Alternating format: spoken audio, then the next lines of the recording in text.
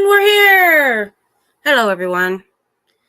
So, today I decided to diverge from Dianetics. Honestly, I needed a break. I think we all needed a break from Dianetics. Just saying.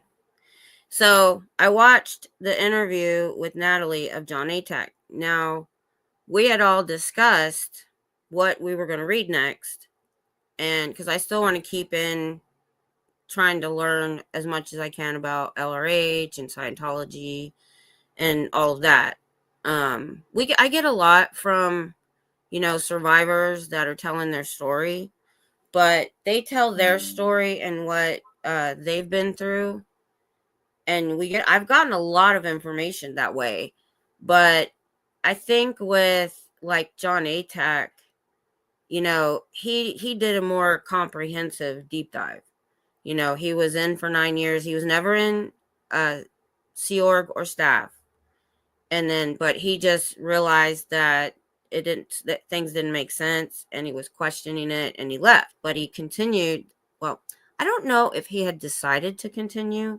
I know he spoke out, but there was a journalist that dropped off this stack of research to him and disappeared off the face of the earth. He said it was probably a fake name. Hey, Aaron. So I was talking about Jon Atack and how, even though I've gotten a lot of information from survivors about the cult and what they've been through and all that, I think with Jon Atack and his books and his research, he's done a more comprehensive dive, just like Barefaced Messiah, about LRH and Scientology, because he had that reporter stop and drop off this whole stack of research to him and then disappear. And he used most of that for his book. And so I don't know if he had intended on writing a book or researching that deeply, but and they also used his manuscript for Piece of Blue Sky for Barefaced Messiah. He said that in the interview. And so what I saw in this particular interview, because I've watched Jon Atack's interviews with Andrew Gold, that's where I got that in the Piece of Blue Sky, the information about LRH and the black magic and pre-Dianetics information. But what I wanted to do here is I only pulled out like parts of this interview because I don't want to take the whole interview. Go see that on Natalie's channel. I put the link in the chat and in the description. But what I pulled out was things that we had talked about in Dianetics that he was talking about. And that's what I tried to pull out, because it's a 2-hour interview and they're not even done yet. He's coming back for a second half. So there's, so much information and some surprising revelations, y'all, if you haven't seen it. I know Scooter Mom, you saw it. Aaron, have you seen this interview I'm talking about? There was a couple things he divulged in there that was surprising to me. I'm going to give it a couple more minutes for people to jump in. And I love that I can replay the chat. I wasn't trying to do this, but there was a couple times people, made these really enlightening comments. I wrote them down. As a matter of fact, I can't say his or her name. Mock something. I think it's Welsh. I call him Mock T. I have two of his comments, and Adam.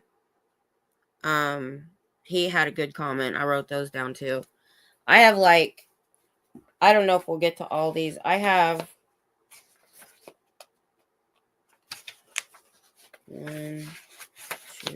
4 pages of timestamps, but I write big. So I probably won't. Mocked as Sophia. Oh my gosh, I thought, see? So there are people I thought were female. I was wrong. And somebody I thought was male. I was wrong. I got to get with you, Scooter Mom, because there's a lot of people, I don't know their real name. And I only know their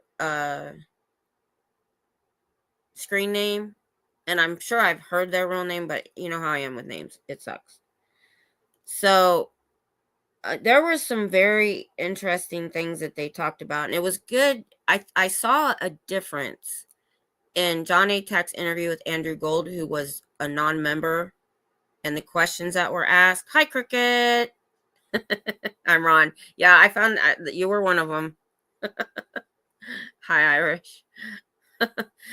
So, yeah, I was talking about, I thought Mocked was male. I thought Cricket was female. I thought Pizza was female. And so I get it wrong. You know, you get things in your head. But what I noticed about this interview with a survivor, the things that they discussed and went into were very different than his interview with Andrew Gold. With Andrew Gold, you know, he just pretty much talked kind of more clinically, I think. I don't know how to put it. It's been a while since I saw that one. But this one, you know, they really got into eventually like recovering from a cult, recovering from Scientology, and things like that. And those were very interesting to me too.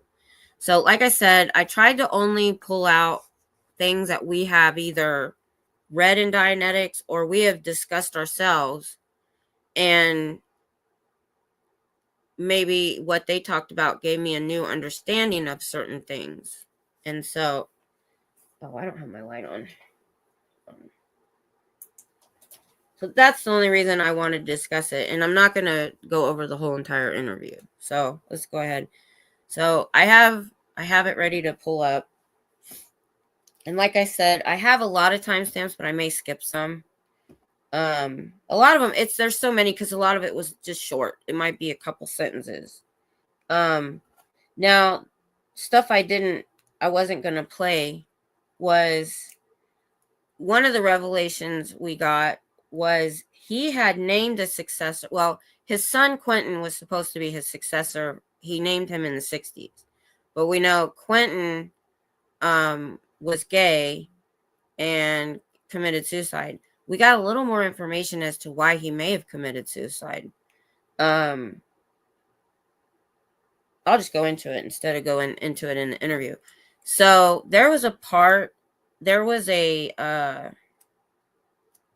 the Guardian's office that was armed, and supposedly they went to the gay clubs with a picture of Quentin and put a Colt 45 in their mouth and said, if you let him back in here, this is what's going to happen to you. So he got ostracized from the community he was trying to be a part of. So he probably felt he had nowhere to go, and that's why he ended himself. It wasn't just his father's not accepting. Also, so in 1982, he named David Mayo his successor.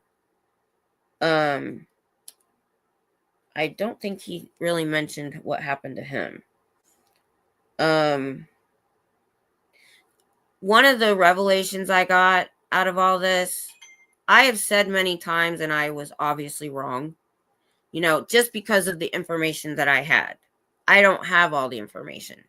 That I felt like David Miscavige was more physically abusive, like punching people in the face all the time. And I think he was in that regard. LRH was way more sadistic and worse in some ways. And what Jon Atack says is what LRH tried to accomplish and did was he made clones of himself. That's what a lot of Scientology is about. And so David Miscavige is a clone of L. Ron Hubbard. There was an incident where somebody spat. I think it's I wrote DM. David Miscavige spat on one person and hit the other. And that was ordered by LRH. It was a written order that he was supposed to do that. So where I was saying David Miscavige was physically more abusive, he was told to be by LRH. And so it became a way to humiliate others And he said in the Sea Org, or humiliate others in the Sea Org. And Jon says, LRH was a thug. Then they started talking about severe reality adjustments, which was pretty much just reaming somebody out. And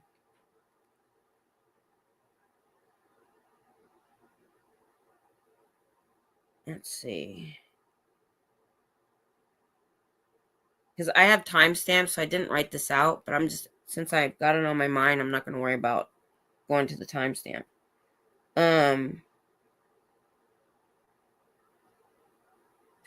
The severe reality adjustment was reaming somebody out, and it was not a written order, but was a part of staff in Scientology. And the way LRH used it, he had a method or a formula where he would scream at somebody, treat them badly, humiliate them, whatever, and then come back an hour or two later and say, "Are you still mad at me?" And so it was just this way to keep you off guard and controlled. Then they get into the overboarding. Did everyone that's here right now, did you see this interview? Because if you did, I'm not going to go into details. Well, there's going to be people that'll watch this later. So I only found out about this recently too. This is why reading these books by like Barefaced Messiah, Piece of Blue Sky, these histories, because like I've said, I was saying in the beginning, my information comes from survivors. And I did. I know. I know. And it was funny because I hadn't watched anything all week, and I watched I listened to this interview on the way home from Austin the other day, and then finished it or was it on the way there? No, it was on the way there. And after I got done protesting, I went to the pizza place and I sat down and ate, and I listened to it while I was sitting there. So that's why I had to go over it again today to figure out what I want to talk about. I didn't see that interview, but I know about overboarding. Yeah, that was disgusting and just horrible. So for people this was stuff I didn't know about yet.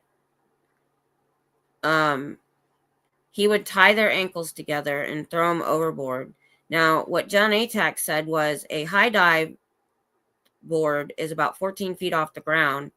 And this, I think he said, was like 3 times higher than that, where they would throw them in the harbor. And I said this to my husband. He said, when ships are in harbor, that's when they empty their sewage tanks. I'm like, why do you do that in the harbor? Why aren't you doing that out in the deep ocean where it's not going to bother anybody? That didn't make any sense to me. And he's throwing these people overboard into the water with their ankles tied together. How sadistic is that? Studying and writing. So I even canceled book club. Oh, hi. That's okay.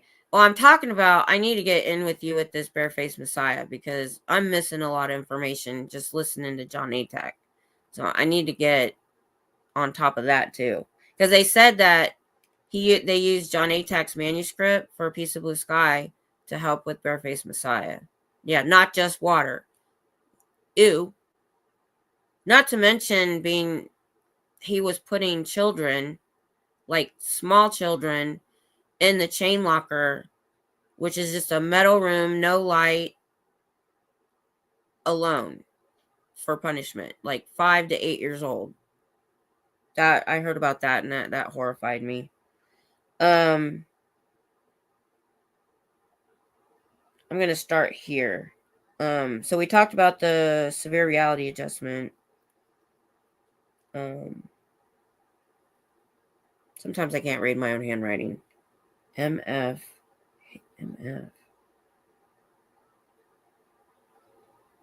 I have no idea what I wrote there.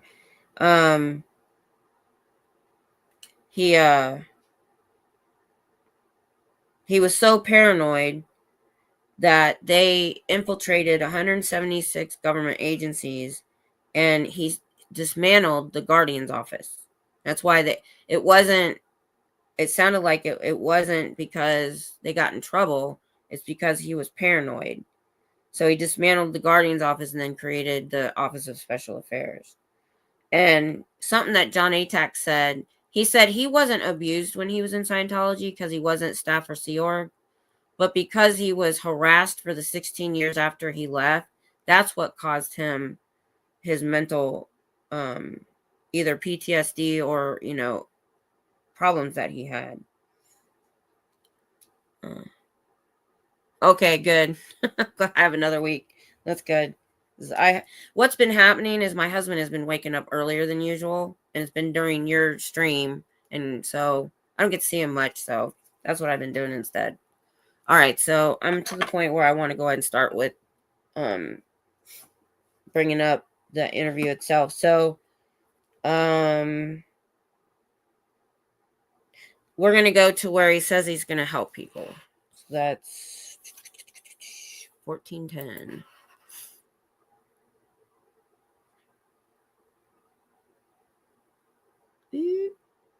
It's hard to get right on there. All right. Am I small? Oh, I want to take out the... That's better. So this is where he says he's going to help people. And we had already figured out that in Dianetics, there was that part of the book where he's saying he's going to save you from certain things. But what he's really doing is writing the blueprint for what he's going to do to you. Pictures of it. Yeah, and on the page, it's got photo credit for one other in an official Scientology publication. And so we started in 1950 with the idea we're going to relieve people of trauma. And then in 1967, he creates an organization where he will deliberately traumatize people. And severe reality adjustment is a way of profoundly traumatizing people. And he even had a little method which I was talking with Chris Shelton a couple of years ago, and he was saying, but Ron was compassionate, and I'm kind of not really.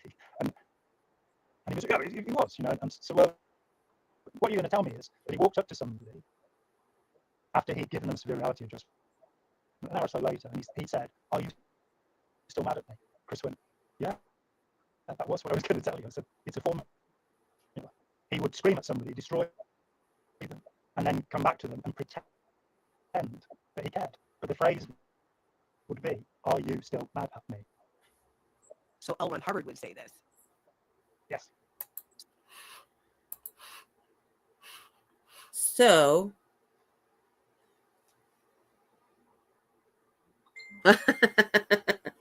that's okay, Cricket. The sound is messed up for some reason. Let me turn it down a little. Was it garbled? It might just be that it's too loud. Let's try that. We'll figure it out. I figured out what's going on with my headphones. I need to take it off the headphone mic and put it on the computer mic. So if this isn't any better, I'll put my headphones on and see if that works. So there we see garbled but low. Okay. I'll put my headphones on before we move on. So obviously that was interesting to me because we'd already seen his other formula, volume, low, and static. Okay, that's different. I haven't had that problem before. Because it's super loud for me. So.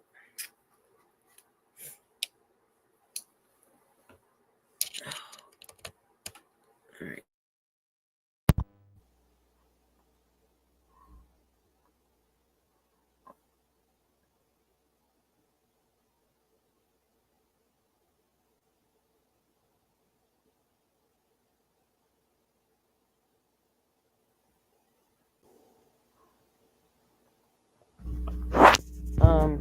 How are you hearing me right now?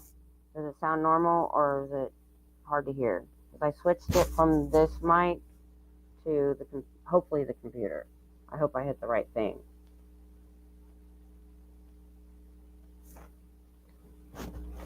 There was two to choose from. I wasn't sure if I hit the right thing or not.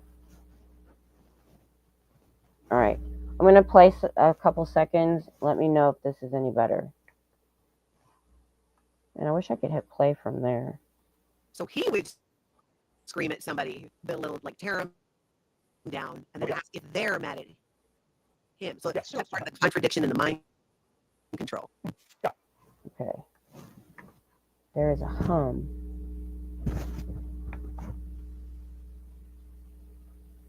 Does it sound like a heater far away or in? Oh, this is going to be annoying if it doesn't work. I don't know what that is.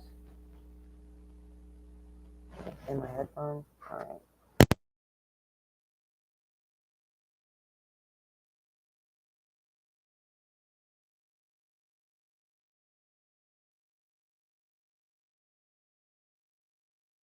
And when you read accounts, at the Clearwater hearings in 1982,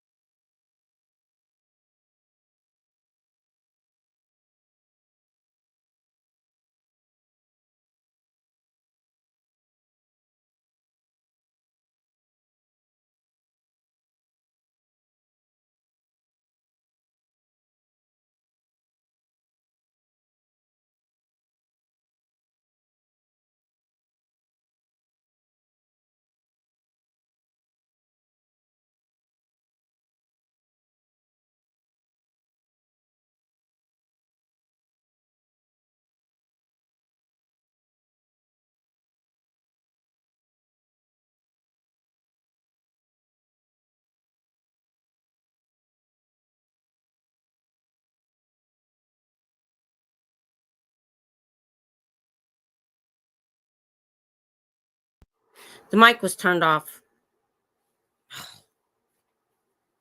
Try again. We're going to get this right. My whole show is this. It'll suck if I can't do it. Okay, so mic is on.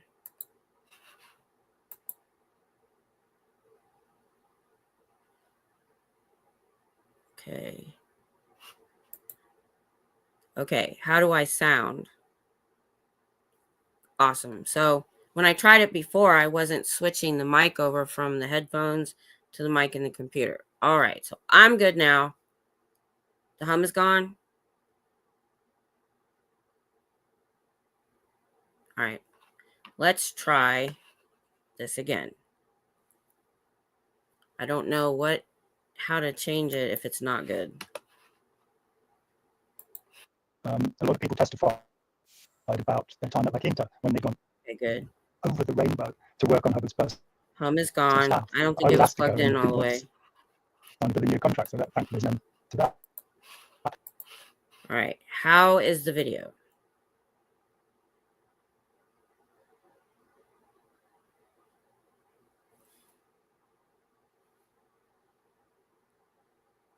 Was it still staticky? If it doesn't work, we'll just talk about this stuff. Do you have the video sped up? Possibly.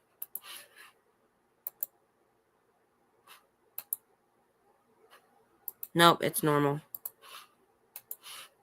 No, it's normal. I listened to it that way, but it went back to normal.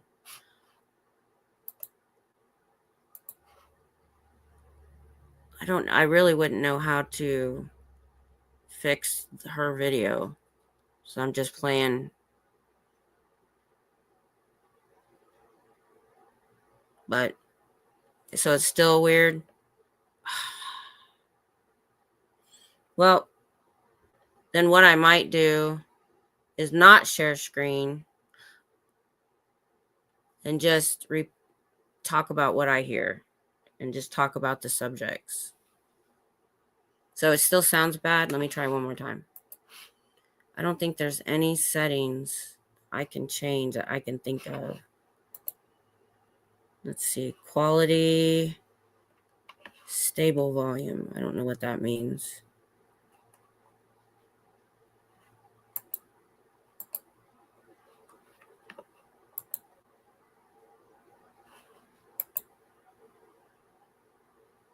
Okay, I tried something. Let's try this.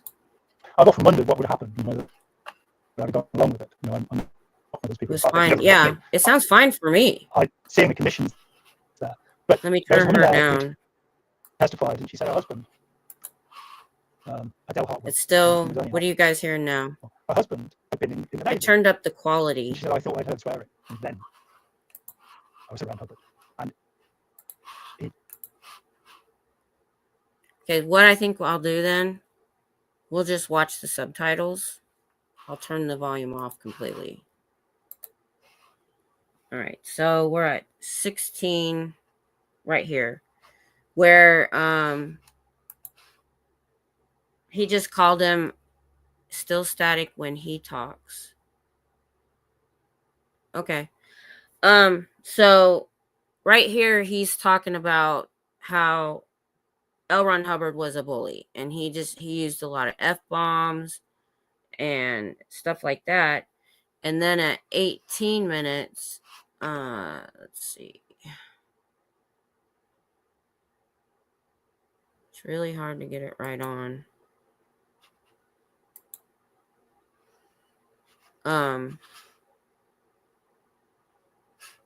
He's talking about the source of behavior, and the Germans say the fish stinks from the head down. When you're investigating an organization, you look at the person at the top. David Miscavige is a Hubbard clone.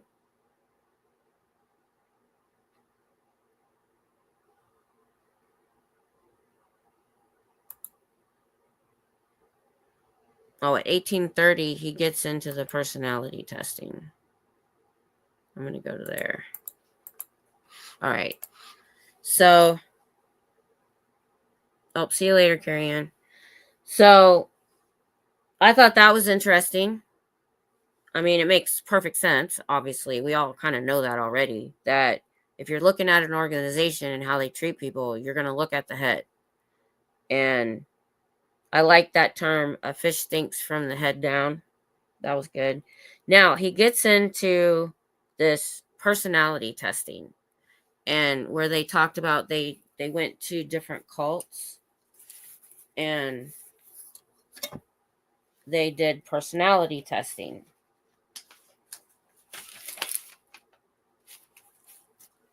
See, I didn't write it all down because I thought we'd be listening. So let's just see what he said. It starts at 1830. So to prove the group wasn't a cult, he gave full access to the members, and there was an expert on personality testing. He tested 900 members and found they all had the same personality, which is impossible. So then he went off and tested some Scientologists and said they had a different personality profile of the Boston church, but they all had the same personality. Then he tested ordinary Christian communities, and they had all 16 personalities. So he's saying there's 16 personalities, but that the cults pretty much had the personality of the leader. And somebody called LRH the Henry Ford of spirituality, because he had a production line.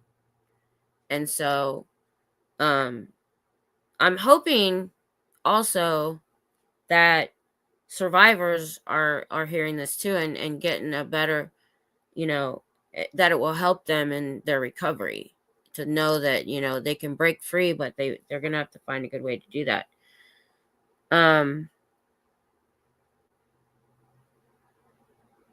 So I thought that was a revelation, to be honest, because we'll probably talk about it again later, but we've realized that reading Dianetics and the auditor training and the culture alone is going to put you in a certain personality. And I can totally see this. He's just putting it into words. He also said, so I don't know if you guys have any, I'm going to move on from that, but it's good food for thought. I don't know how much of what's in this interview he's going to talk about in A Piece of Blue Sky. That's why I try, I went ahead and I'm going over the things I want. We may repeat it in Piece of Blue Sky. I don't know. I need to start reading it now so I know. So this guy, so he said, the next thing he said, if OT powers were real, he wouldn't be here. They would have gotten rid of him. And, I've said that out loud while I'm protesting. I said to them, if OT have powers, how are they not able to get rid of one protester? That has to stick in their brain. It has to. And these were a lot of things that he started questioning when he was in Scientology. And his questions, they were in his mind. He said what made him really decide to leave was when he saw that person doing the severe reality check, when he took his wife into a room and screamed at her. And he pulled him to the side and said, why did you do that? And the guy was crying. And he's like, that's just what we're supposed to do. And he said that made him leave. But he said it wasn't till he read that stack of documents. So this guy named Michael Lynn Shannon, who was a journalist who had done some massive research, but knew better than to release it himself. Obviously, he knew what would happen. So he dropped them off with Jon Atack and disappeared. He said he tried to find him for years. It was probably a fake name. I'm sure it was. And he said he literally read it straight through, this whole stack. They said he got some sleep. And he said it was a complete reality adjustment for him to read all this stuff about LRH. He only questioned certain things. This was a whole new idea. So he also, so then he mentions the Sunday Times wrote an article. It was by someone anonymous. Again, they knew better than to come out against Scientology. That linked L. Ron Hubbard to Aleister Crowley in 1946 and them trying to use the sex magic to bring forth the Antichrist. Remember, in L. Ron Hubbard's biography, he was tasked by the CIA to go crush the Aleister Crowley movement. Yeah, right. Okay. He said he read through, 2830, because I don't have a full thought there, so I got to go see what he said.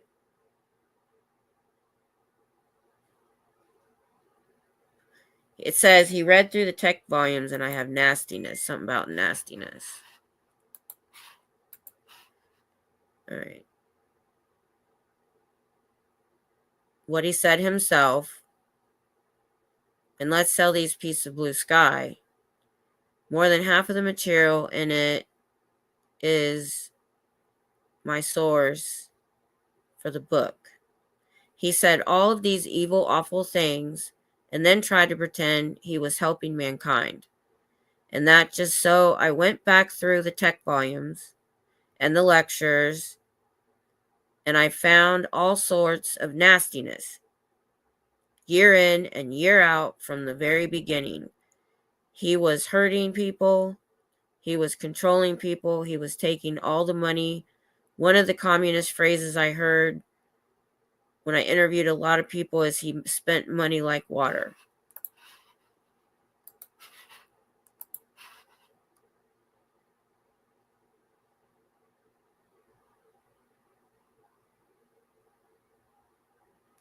I didn't get into the money thing. But I thought it was interesting about the nastiness.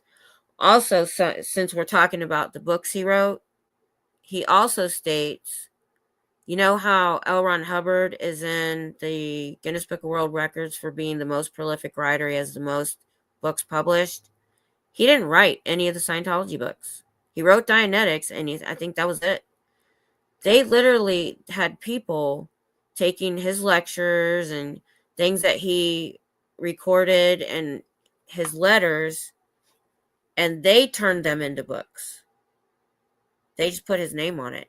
That was a shock. I was completely taken aback by that statement.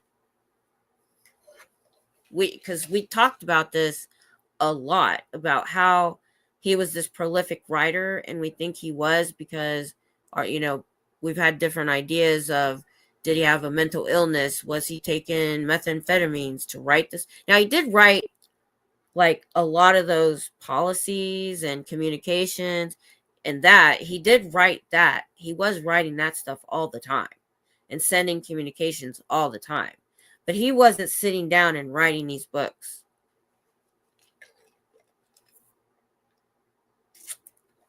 She even held up a book that I don't remember what he said about that. But that was a revelation I hadn't heard before. Okay. I'm going to go to where he says Scientology is not as LRH says it works, but how he intends it to work. It's a way to make slaves and to lose compassion. Those are my notes. So 3145.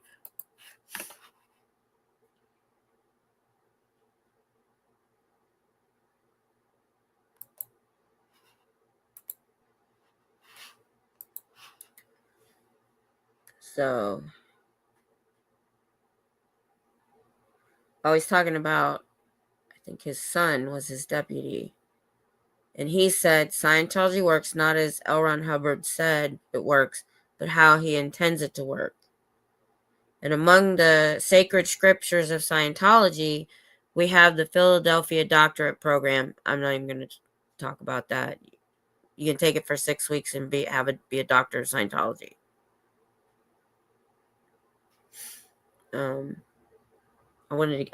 He said, we have ways of making slaves. He said this in his lectures. Here he was telling the truth. Not something he did very often, but he was telling the truth. Scientology is a way of making slaves. It creates dependency in people. It creates fanaticism in many people so that they become willing to harass other people, to belittle and humiliate other people, and lose compassion. It's the fundamental of Scientology. And yes, which tells us exactly who LRH was. Yep. I mean, this is the ultimate mind control, that he can literally tell you who he is, show you who he is, and yet you still believe he's the source. I mean, he screwed up. I've said this many times. I know y'all have heard me. He screwed up every single thing in his life except this. This he does good. This he figures out the way to do it and make it work. And make it work in perpetuity after he died. So then Mach T made a comment that I noticed that I liked. Said, I don't know if she says this here, but she does mention that when she was in Scientology, she said she didn't walk around with a lot of hate in her heart, but she walked around with indifference. And that, they lost their compassion. And so Mach T said, apathy is the biggest threat to humanity, not evil itself, because evil can only spread through apathy. That was really good. And this is why in my short video, I talked about, the reason I think I can look past certain behaviors of the survivors is because, as in Never In, from the outside looking in, I can see how they were raised. And most of the people that I watch have been in it most of their lives, since they were either children or young adults or adolescence, when, is your biggest. I mean, adolescence is, there's a lot of changes going on. And then on top of this, you're in a cult that treats your people like this. So part of being a Never In, okay, and looking in, I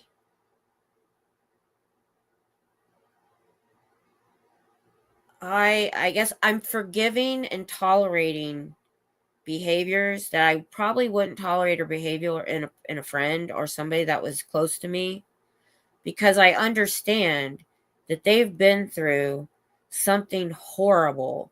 They were raised in a group that killed compassion, that taught you to humiliate and harass and belittle, and not to forgive and not to love, that love was even bad, that friends were bad, that you could easily disconnect from family.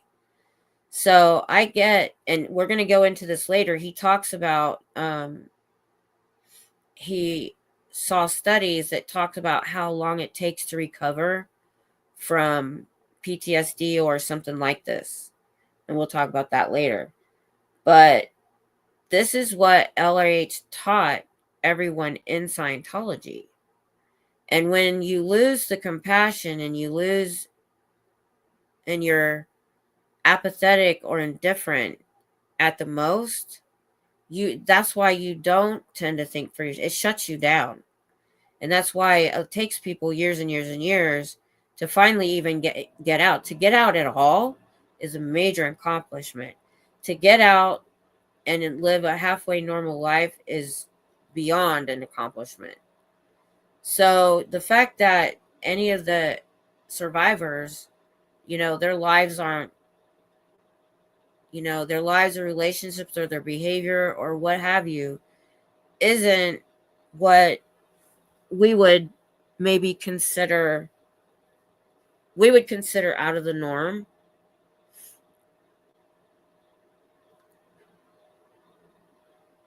But for them, it's not. And they have to relearn all of that. And that takes time. And everybody's on a different level of their recovery, or the different level on their self-discovery, I should say. So I just thought that was interesting. So I wanted to talk about this letter to his literary agent. This took me aback too. The fact that he would say this to somebody not in his religion. This was before he even wrote Dianetics. So 3554.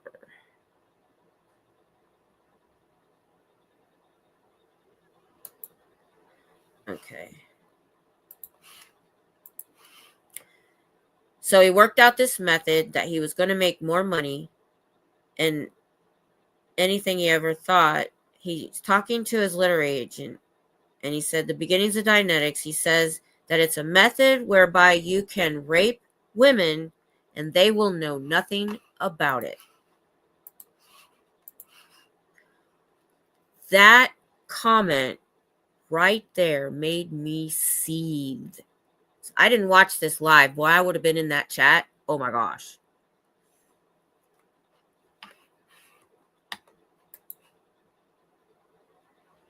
Well, he talks about this later on when they start talking about the recovery. And I'm really hoping that they see that. And they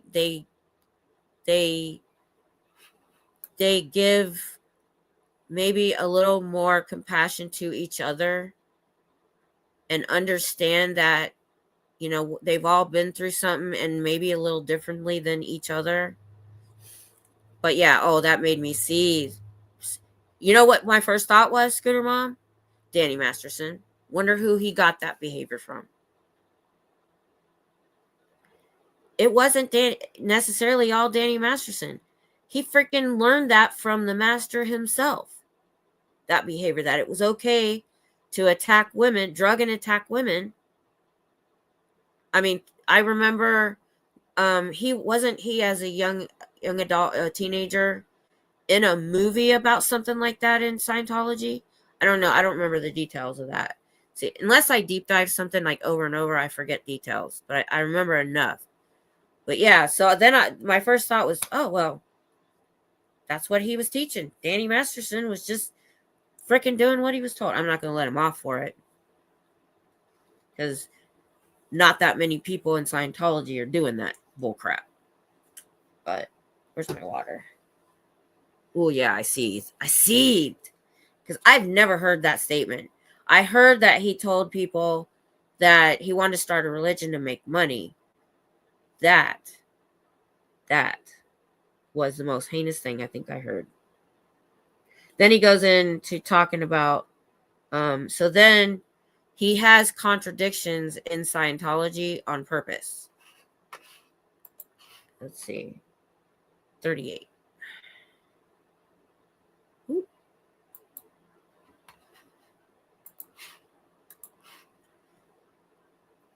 They've been given conflicting information. Scientology is built on this. I wrote a paper called Never Believe a Hypnotist, which is a quotation from Hubbard's book, Science of Survival. Never believe a hypnotist. L. Ron boasted that he learned hypnotism at the age of 16. In that paper, I analyzed work from 1950 to 1952 where Hubbard talks about hypnotism, and he talked a lot about it in the book, Dianetics, and didn't notice this. I read it 3 times when I was in. I don't know how, but oh crap, I gotta pause. In the research Dianetics on another page. Okay, so let me backtrack a little bit. Okay. When I was in, I don't know how, but I did. Nonsense, he says on one page, hypnotism wasn't used at all in the research, Dianetics. On another page, he says Dianetic research was done using hypnotism. So she says, is that intentional to have contradictions, or did he slip up? And they caught it in editing later. David Miscavige kept saying, we went through the books and we cleaned it up. Do you think, or do you know if that's something they changed? He said, I don't believe they did. There was an independent group in Germany who went through the golden age of tech publications and pointed out all sorts of changes, but they were largely just punctuation and stuff. And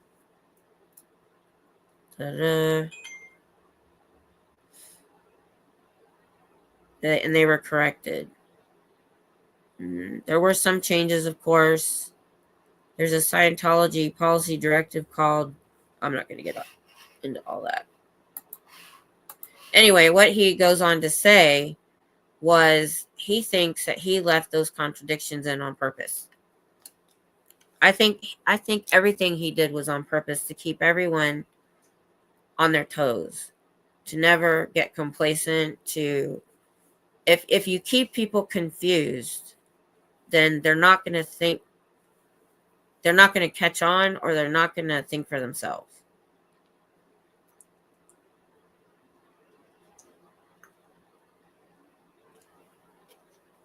I wish more ex-members would speak out. I think a lot of them don't speak out. For one, they know they'll be harassed.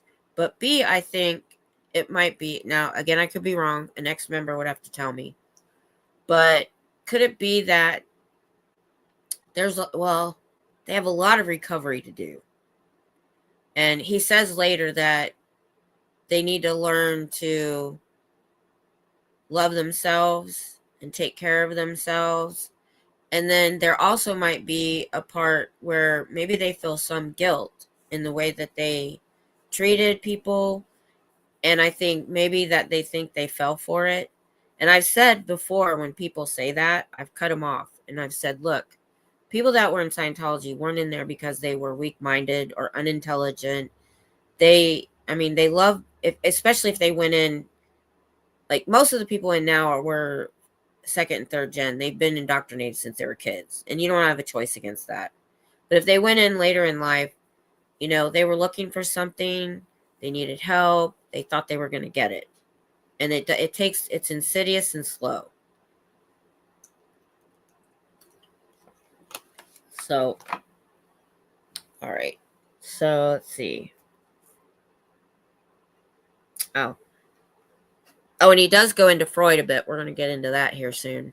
So, 44, 49.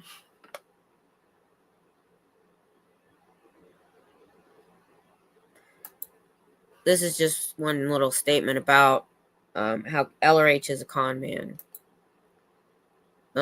He had a doctor's do a report on Dianetics. Winner says, I think Dianetics is a good idea, but L. Ron Hubbard is a con man. They worked for 3 months on the book. And you find one person after another. He's getting on into something else. But even people around him, almost, I think everybody that was around L. Ron Hubbard that wasn't deeply into Scientology have all said he's a shyster, he's a con man. Aleister Crowley, all he got was letters and stuff from Jack Parsons. And he said he was, what was the term he used?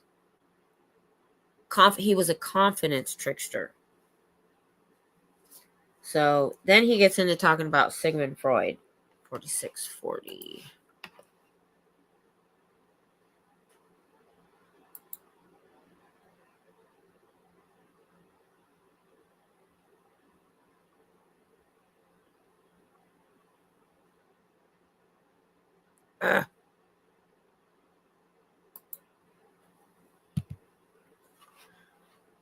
Okay. So I said he might have to come back for a few more hours to finish talking about this. He starts with a technique that is lifted whole cloth from Sigmund Freud. Before the First World War, so it wasn't a reincarnation of somebody who'd come up with the technique. He'd been born in 1911, and around this time, Freud gives this lecture. I think he's saying L. Ron Hubbard was born in 1911, and Sigmund Freud wasn't passed away yet, so he can't say he was a reincarnation, or it was his past life. One of the first things published in English in this lecture, he says, you count backwards from 10. You get people to repeat phrases. You get rid of the emotional charge. You wait for the eyelids to flicker. And we remember reading that in Dianetics. He called it reverie. But we know that's just another word for hypnotism. So he literally stole auditing and the flicker, the reverie, and the going clear, the discharging of the emotions. I thought he took that from therapy. He was following regular therapy. That's some of the stuff he stole from Sigmund Freud. Remember I said I wanted to kind of learn some more about Sigmund Freud. I only know the generals that most people know. I didn't know that Sigmund Freud was even into hypnotism. I didn't even know that. So that's just one of the places he stole from, which we already know. But I just thought, because he says hypnotism isn't used in Dianetics, and then he says, yeah, it was. Okay, so then he goes into hypnotism more at 4858.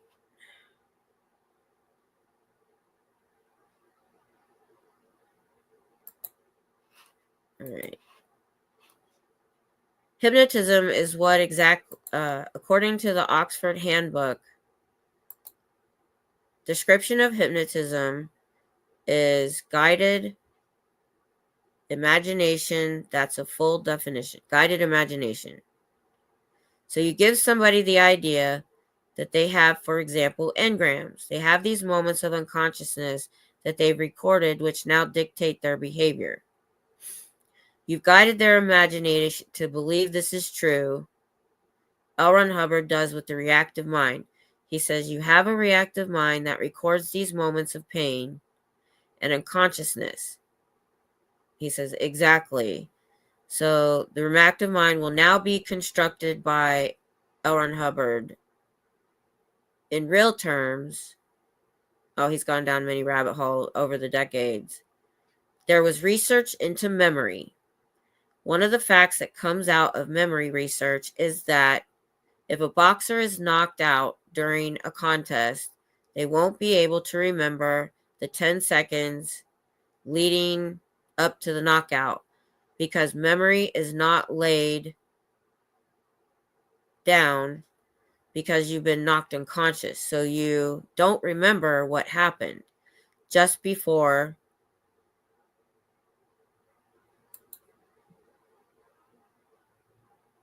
he's talking about the modern science. There's that word science. Science is based upon observation and experiment. It is empirical. You do experiments. Oh, we're in. Okay, so he's going to start talking about engrams here.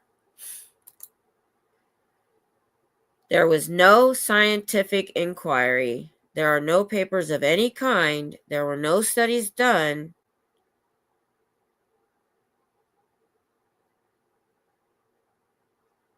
to prove that engrams are true.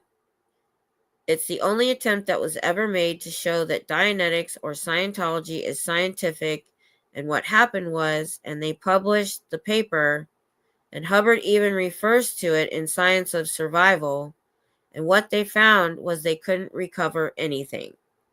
They knocked somebody out, and they couldn't recover anything. There's never been a proof of engrams. And yet it's sold as a way of curing people. So she's understanding that if they're knocked out or get into a car or fall off a ladder, for Scientology, your reactive mind starts to record what you smell, you feel. Dianetics, in the procedure, you go back and contact that moment of pain and unconsciousness. But you're saying it's never been proven that you can actually go back and recall being not unconscious. There's no recalling this memory. And so, like you said, it's imagination. Oh yeah, he totally did. Totally did.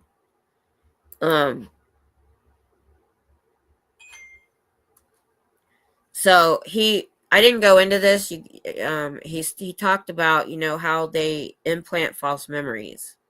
And that's how they come up with some of this stuff. But, because we didn't know if he got those ideas from somebody else. But nobody else has ever really done or been able to prove that you're going to remember when you're unconscious. So, now he's going to talk about, to be a good auditor, you have to understand hypnotism. So 54, which is another contradiction.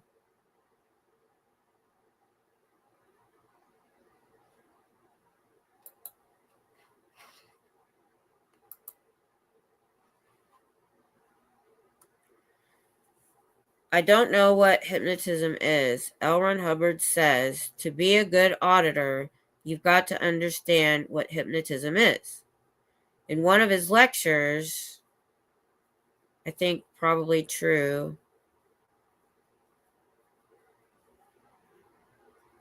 the next phobia is the brain. So L. Ron's construction of thinking is, you are Satan and you are a spirit, a being, and carry around with you. Oh, I'm not going to get into that.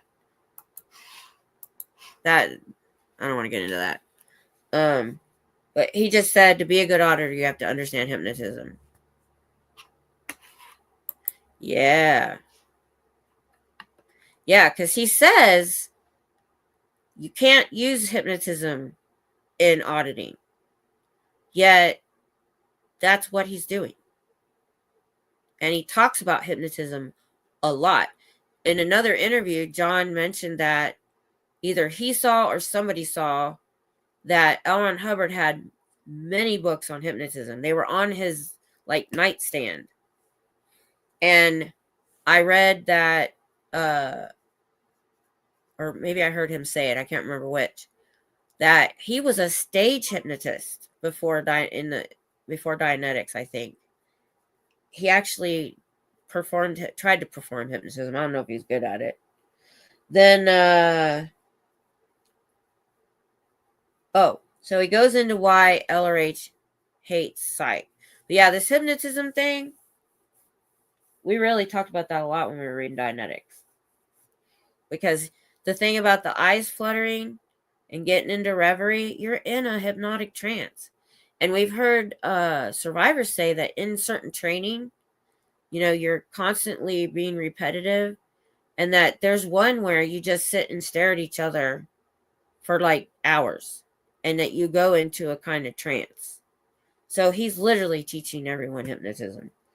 But we know that he hated psych because he wrote a letter to the Veterans Administration begging for help, and they didn't.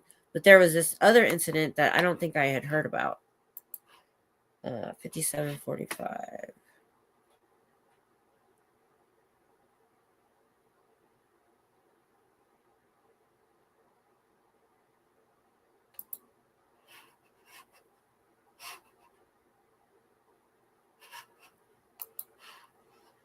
So he had a psychiatric examination.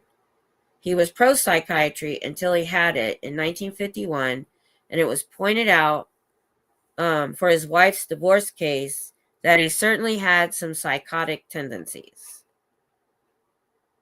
He had sought the help of psychiatrists, and that's where we talked about that. So because he had to have that evaluation, they said he had psychotic tendencies. That just made him even more angry. And then Professor Kakan in the chat said,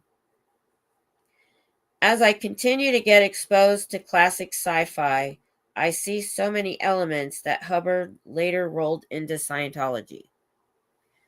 So, I mean, he definitely had a good imagination.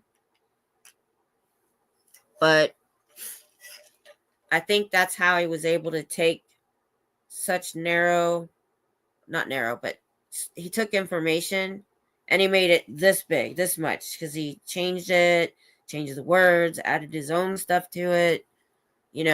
Somebody has to have a decently good imagination for that.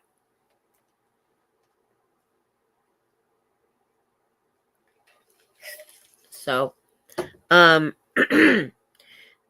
they're going to go into phobias and cognitive dissonance. We've heard a lot about cognitive dissonance. I've heard a lot of the survivors talk about it. 5940.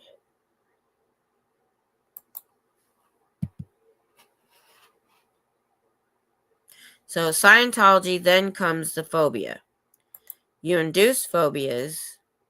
You make it impossible for people to see things, what's called cognitive dissonance. That you start to disassociate and feel dizzy and weird. All the study phenomena, he calls them, if anybody criticizes L. Ron Hubbard or Mary Sue, I don't know what he's talking about here. Hold on. Oh, he said, let me back up. So if anybody criticizes Scientology or Mary Sue at the time that you can't look at it. You don't look at it. And then we come down to auditing itself. Firstly, you're being, this is where he talks about spontaneous to generate false memories in auditing, because they use a term here. He's about to, he says and stuff a lot. These people can remember their past lives. And the technique used is there an earlier similar incident? Hey, AA. Man, there were some things earlier on I wanted to ask a survivor. Have you seen this interview, AA? It was, I've seen Jon Atack's interviews with other people, but this is the first interview I'd seen him have with a survivor. And so they got into kind of different things, as seen from somebody who was in also. You have to go watch it. I'm trying not to show the whole thing. The only stuff I'm bringing up is, it may be triggering too, though, a little bit of it. So if you want, you can just go back. I'm just bringing up parts of it that we've talked about while reading Dianetics. And listen to them to talk about it kind of changed some of the things I thought. About 2 a.m. Yeah. Scooter Mom needs help sleeping. I'm kind of having a similar problem, but I don't have anywhere to be during the day, so all right. But yeah, what we were talking about earlier, go back and at least watch the beginning of this, because they do talk about how he created a atmosphere of apathy, indifference, humiliation, that they take the compassion out of you, is what they were saying. And do it for both of us. About, she's a Scooter Mom's on the same time as I am, right? So about 2 a.m. our time. I don't know what time that is yours. We're Central, I think. About a week. I know. It's hard to get reset. And what I was saying earlier, AA, is one of the reasons us, I think, as never-ends, that we, there are some behaviors that are going on that, with people, that if it was in my friend group, I would be all over that. I'd be like, I'd be having a discussion with them. But being that they're survivors of this cult and they've gotten out, and you guys, went through something that most people in society haven't. And to have gotten out at all is a feat. But to have any normalcy in your life, to have been recovered, is a feat unto itself, is just amazing. So, and everybody's on their own journey with that. And he talks about that earlier, or maybe it's later. He talks about, oh no, he does. We haven't got to the recovery part yet. So we'll talk about that when we get there. He talks about you have to first learn to self-love, to love yourself, to take time for yourself so that you can get better and you can recover. They talk about that in a little while. We just talked about cognitive dissonance and auditing. Oh, sorry. How do I? Oh. Okay, there we go. Sorry about that. The e-meter. This was interesting to me, and her. Even Natalie was surprised to hear this. So, where's that at?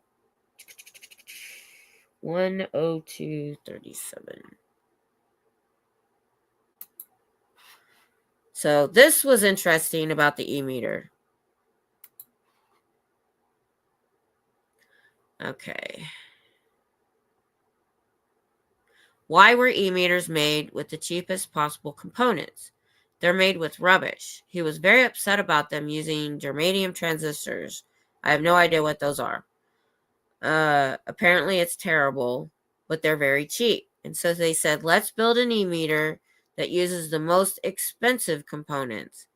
He said the meter we built, just the joule, actually, he said, the needle pivots is as much as all the components of the earlier version.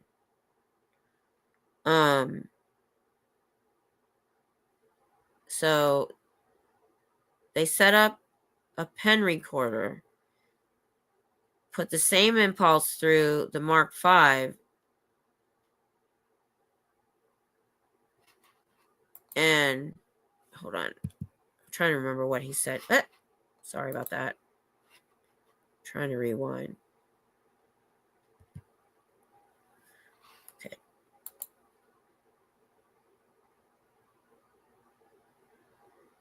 Oh, they would later call the ability meter, and then they went to the pub. We got back, we found there were twice as many readings on the Mark V. And so we said, where have we gone wrong? Went to the pub. We watched half of the readings on the Scientology meter were generated by the machine. Now look at her face. Yeah, there. Yeah, I also have the link in the description of the video too. And this is only half of the interview. They did almost 2 hours, and they didn't even get to everything. He's going to come back. And he's done like 3 interviews with Andrew Gold, but I liked this interview more because he was talking to another survivor. And so there was a very different conversation than when he had interviews with non-Scientologists, where it was more clinical. He just talked about the history and such and such and such. But this, she goes into talking about how many people were sent to the RPF, because when you get, is it called a rock slam, where it does this, that means you have evil intentions, and the machine is doing it, not them. So they're about to talk about that. Yeah, she's like, whoa. Just by the meter itself was creating those reads. And for people that don't know, in Scientology auditing, you're holding the cans with an e-meter, and the needle is making certain movements. And when you train in Scientology, you're trained to decipher what these movements mean. Each movement means something while you're going through and doing auditing. What's amazing to me is how anybody gets through anything. I mean, I had this feeling when I finished operating Thetan level 3, the Xenu level, it was a relief to not have to do it anymore. The win was that I was done and I wouldn't have to do it anymore, which, joke's on her, the next one they had to do it. I think it was a more effective interview conversation because they were both able to talk specific examples. Yes, the rock slam. Okay, yeah, that's what he said. I remember that. And yeah, it was. I actually got a lot more out of this interview than I even did with Andrew Gold, because she's like, wow. You know, she's about to talk about how many people went to the RPF because this e-meter was bogus. Let's 108. I'm going to jump to 108. Oh, can't do it there.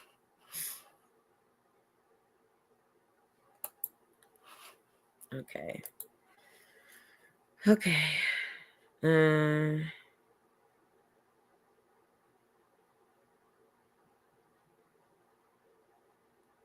He's talking about a dimmer switch on a light. I don't think that's what I wanted.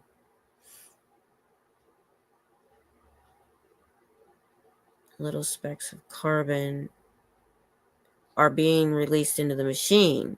Now, one of the things that interests me as a Scientologist, I spent plenty of time learning how to play with the e-meter in auditing courses. I did the solo auditing. I did.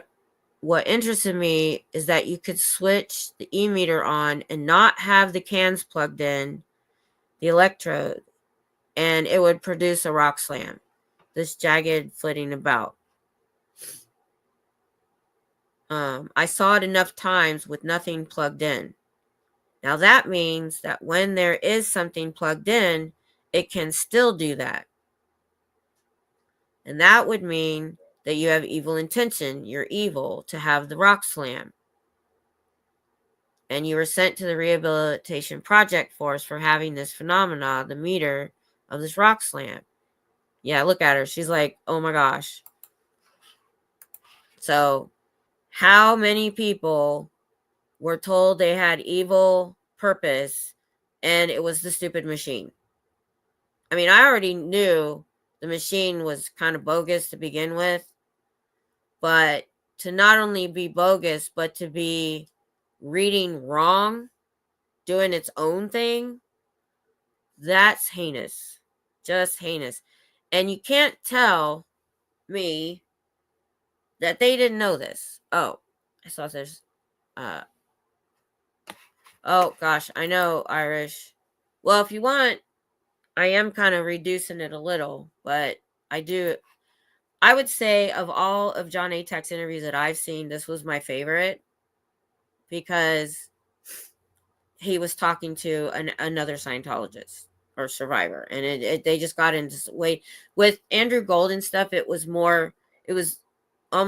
textbook. He was just going through history and things, and it was still informative. This was way better. I know. Me too. Yes, you should. You should watch it. You should. There's a lot of stuff I left out. The only stuff I'm bringing up is what it pertained kind of to Dianetics or things that we discussed while we were involved in Dianetics. That's the only reason I brought some of this stuff up.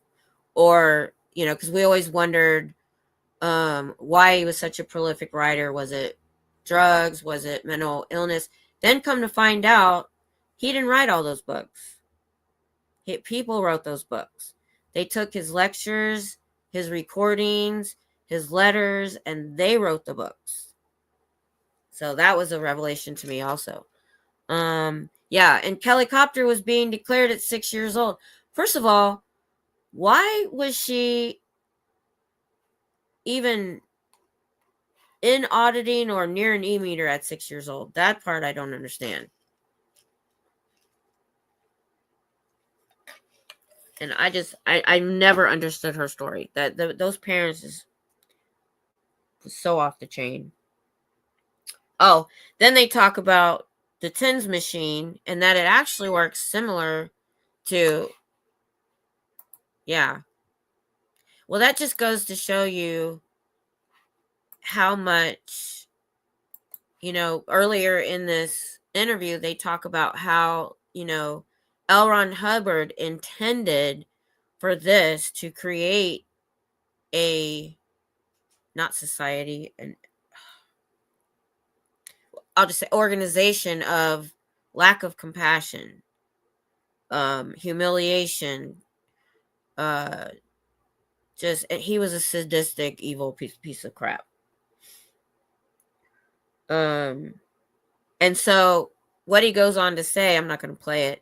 He says it works. So when you're holding it, you don't feel anything. But he said it actually works similar to a TINS unit in that you may actually be getting some pain relief. And so I don't think they actually said it. They were kind of alluding to the fact that, and what I kind of got is that might be why people got something out of auditing, or they felt something positive in auditing. Besides, I get that it's good to get rid of memories and trauma, but there's this physical aspect of it. Kind of like My daughter's addicted to spicy peppers, and she didn't know about endorphins. And I told her, I said, I said, people get a high from endorphins. And she's like, that makes sense. Yeah. Yeah. Because you have electricity going through you. Oh, damn it. Hey, Cher. I didn't see you there. So then, you know how Adam is. So he had a quote I saw in the chat. And he said, oh, I didn't write it down, but I remember what he said. He said, oh, so you were auditing your back all along and didn't know it. Okay, so now I'm going to get to the part where he starts talking about recovering from a cult or PTSD or anything like that. 114.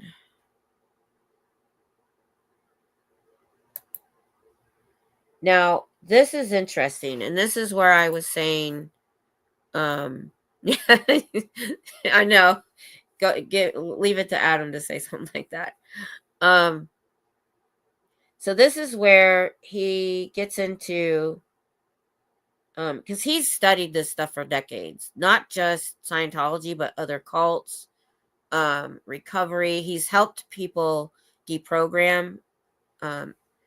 So he's done a lot of study in this realm, and they go into talking about how long it can take to recover, and it can take 12 and a half years. That's aided. He said unaided, it's possible to never recover. So, and this is what I was saying earlier. I don't know if you heard of AA, but I touched on it again.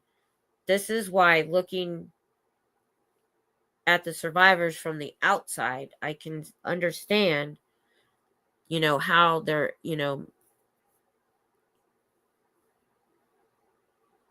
I can tolerate or look past some behavior.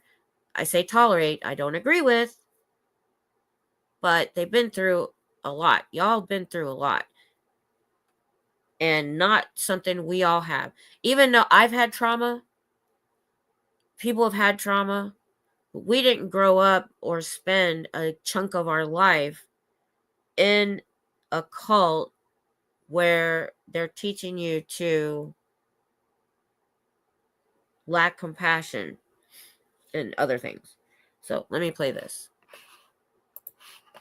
Oh, and the sound's off because it wasn't working, AA, so we're just reading the captions. All right, so I came back because I realized that people don't get over this. I think you cited Conway and Segan. The date's 12 and a half years in one of your videos. I was in touch with them when I wrote that in about 1990. I was in touch with them in 2013 because I said something vaguely insulting about them. Okay, I didn't remember that. I suggest that you don't understand Scientology because you only interviewed 3 people, and they pointed out they had interviewed 33. And that, so I apologized.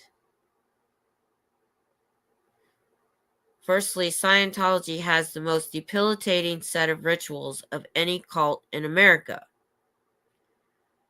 I wrote early on that something of the moon, I didn't see that, is 3 to 6 months to recover. Because it wasn't as, I think he's getting at, it wasn't as debilitating rituals. They've all evaporated. Scientology, we estimate 12 and a half years unaided.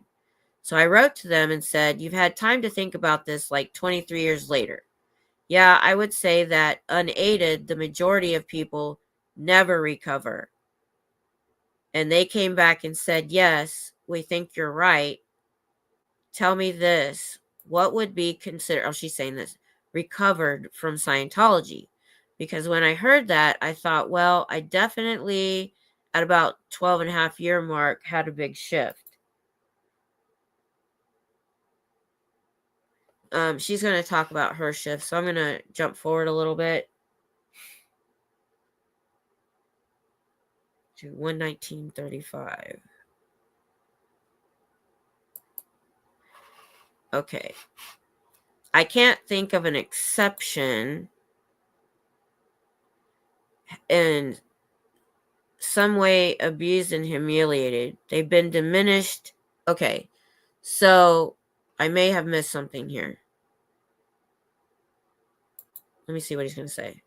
They've been overwhelmed. They've been controlled. And that's every day in the Sea Org. It's almost like incredibly overwhelming. It just became that was what was normal.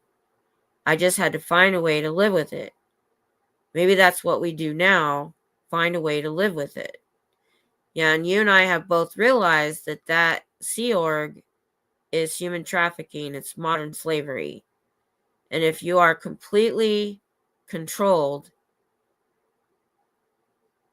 the condition called complex post-traumatic stress disorder, which is quite different from combat post-traumatic stress disorder. He goes in to talk about the stellate ganglion shots. He says they haven't shown that those shots help complex PTSD like it helps regular PTSD. And what he goes in to say is with PTSD, and being that my husband has it, and why, and my son, he says regular PTSD is you've experienced an experience that is overwhelming. You saw your buddies blown up or this one thing. That's PTSD. Complex PTSD is you have been controlled and overwhelmed and abused over a long period of time. Gradually, it's not one thing. And so he's just stating that, and I've never heard it stated that way. This complex PTSD is actually, I never had heard about it before until I started watching Survivors of Scientology. And I was probably most likely Nora. She talks about trauma a lot. And people in the chat talking about complex PTSD. I'd never heard of it before. So, right. So he said, there's some more at 122.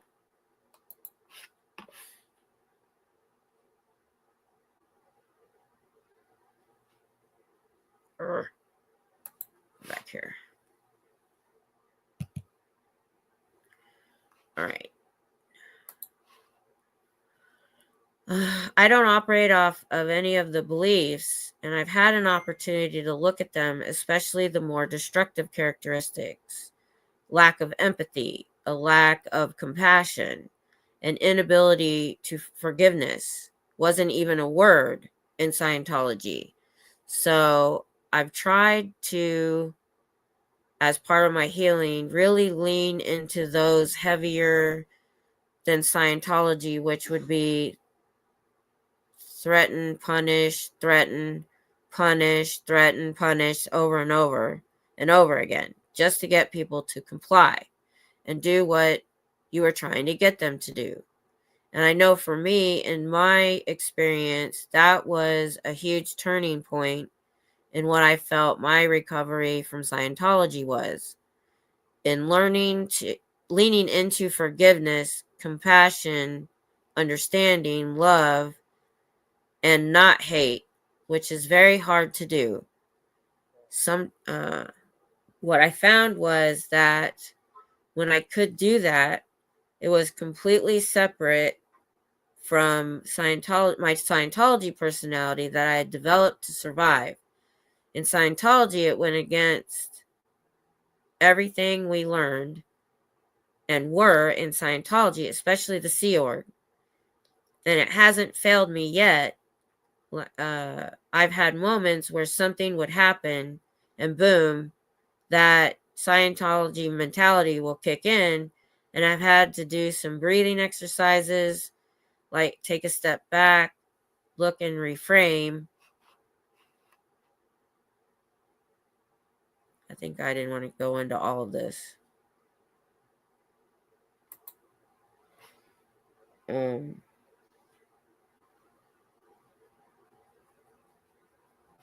then there was a comment by Irina Posner.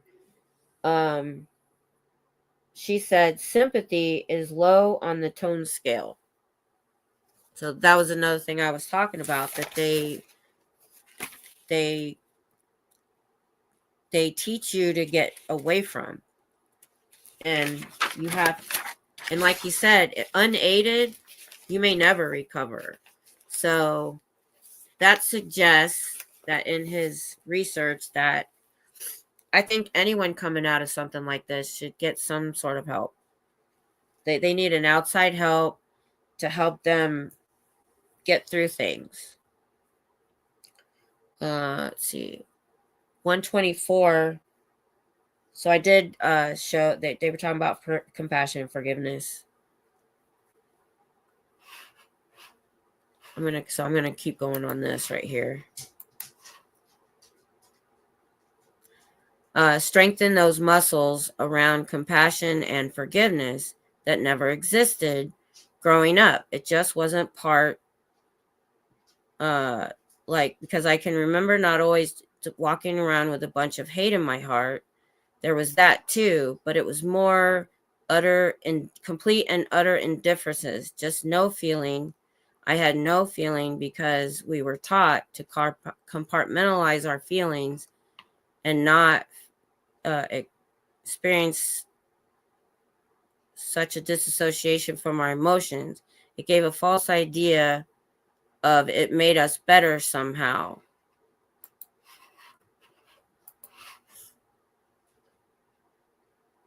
Oh.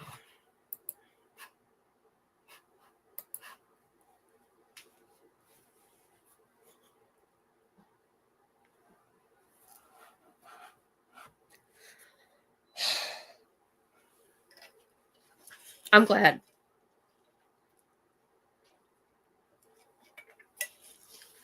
I'm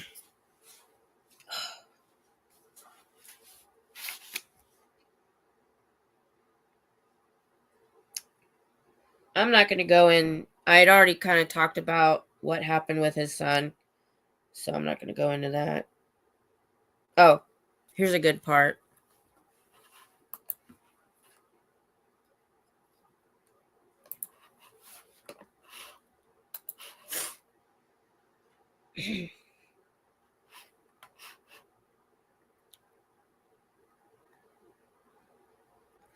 I know what you mean.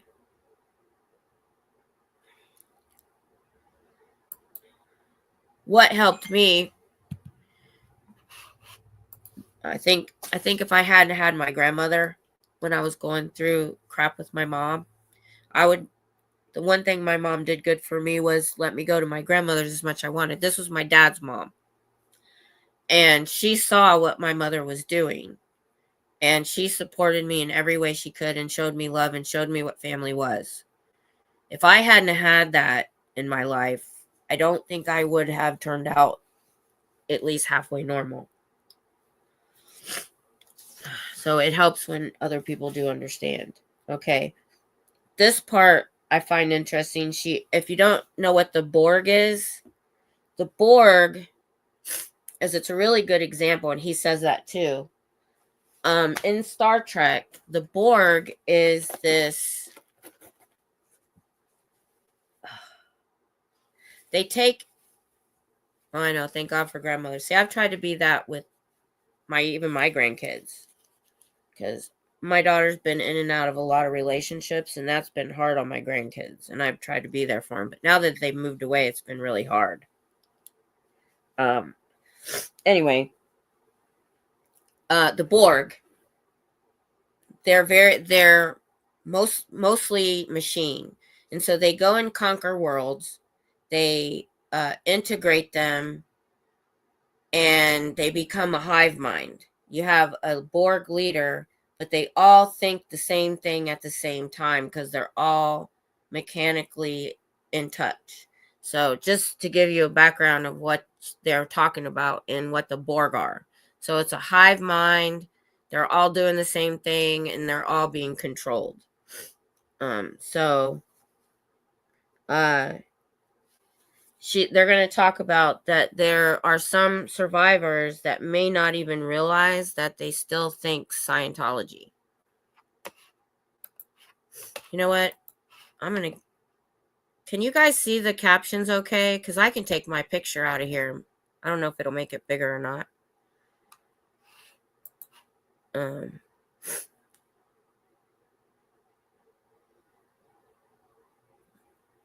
Yeah.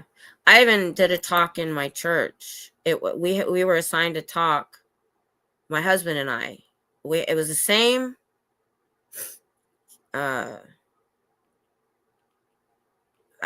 title, but we had very different talks, and it was about what is the family.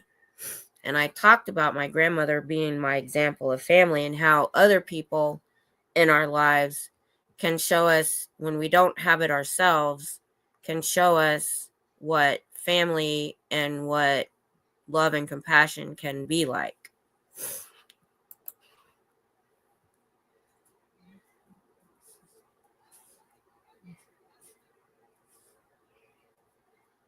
Oh, that's cool. Thank you, Irish. Thank you. You know,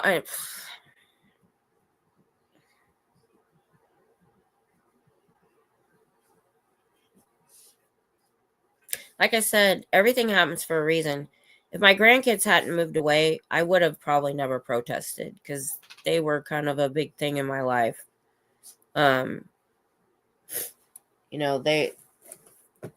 So had they not moved away and things happened the way they did, I probably wouldn't be doing this right now. But I'm glad I am. It's been very fulfilling this last year. All right. So this goes into, I don't know if you've seen my little short video I did, because a lot of people in the community are getting a lot of pushback for not taking a clear side or a stand against other people for their behaviors. And I tried to explain that as a never-in and seeing the survivors, I said, and that I'm not emotionally or personally involved with some people. I don't feel it's my place to tell them what to do. I'm not all knowing and all powerful. Plus they don't know me, but I'm just saying, so they kind of are about to talk about that a little bit, that they may not even realize that they're still in that a little bit of Scientology mindset in the way that they're doing things. And I can sit back and say, okay, maybe that's the issue here, and I'm going to let them work it out and figure it out. And I'm going to stay out of it because like I said, I'm not all powerful, all knowing, and I'm not perfect in any way. So this is, let's see. So 1:30. Am I there? I am. Okay. So don't realize some Scientologists don't, let me go back. They're operating off of the programming, attack, attack, attack. And this overdeveloped sense of I am the one, I decide how you should live, I decide how these people should live, and if they don't live within my moral code or how I see fit, I must punish them. That's very much completely right out of the Sea Org, Scientology. It's the essential implant of Scientology. I'm happy that you used the word Borg. I call Scientology, I'm rewinding. Okay, because I missed something.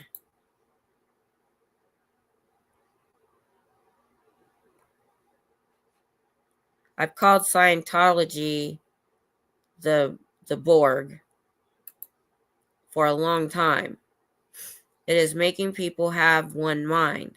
But the essential implant in Scientology is the only one, and Hubbard lectured on this subject. People who think they're the only one who understands, and one of the hallmarks of authoritarian cults, destructive cults, is the sense of superiority. So, I'm part of the elite.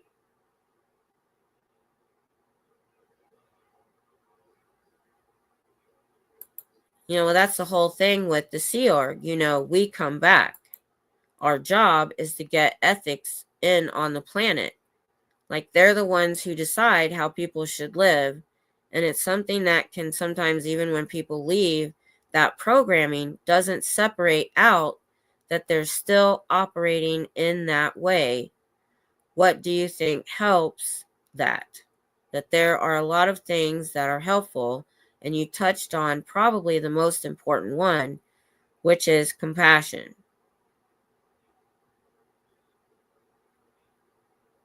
What I am doing, how I am behaving towards people. Is that right? So firstly, you have this contradiction that you've been taught not to look after yourself. You've been taught to be sleep deprived. You've been taught malnourishment as a basic way of being. So the first basics, sleep. Find out when it's best for you to sleep. Oh, I like this part. Let me look at the...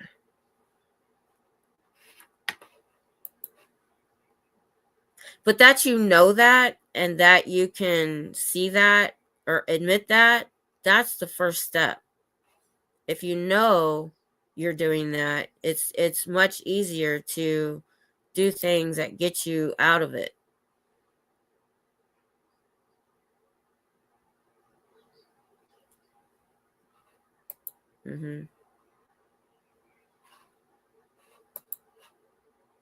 True.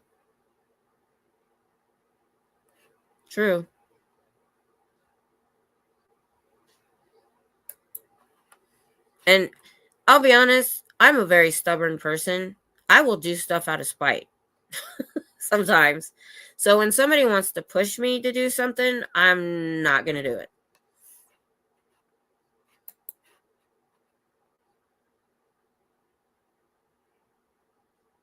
Now, AA, you weren't in as a young child, were you? I thought you went in later. But still, it doesn't matter.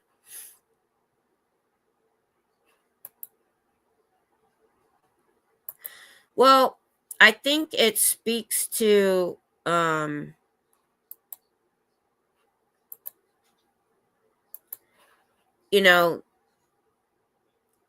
like minds find like minds. And I think, there are just some very judgmental people in the world, or there's people, I'm not going to be specific. I've said this many times. There are so many different personalities, so many different people in the world, different way of lives, different way people have grown up. And so, everybody is going to react to situations differently. And the only issue I have is don't expect everyone to think like you do. And don't push it on other people that don't want to. And that's just the key. You can feel and however you want about something. You can react however you want about something, is if that's what you want to do. And go, what's that everybody says? Go do you. Go do you. That's all I'm asking. I'm just asking for the same respect. So they want us to respect how they feel and validate how they feel. But they're not willing to respect how we feel or other people feel, and you know what I'm saying? That kind of thing.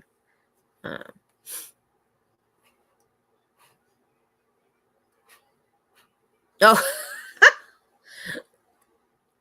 hold on.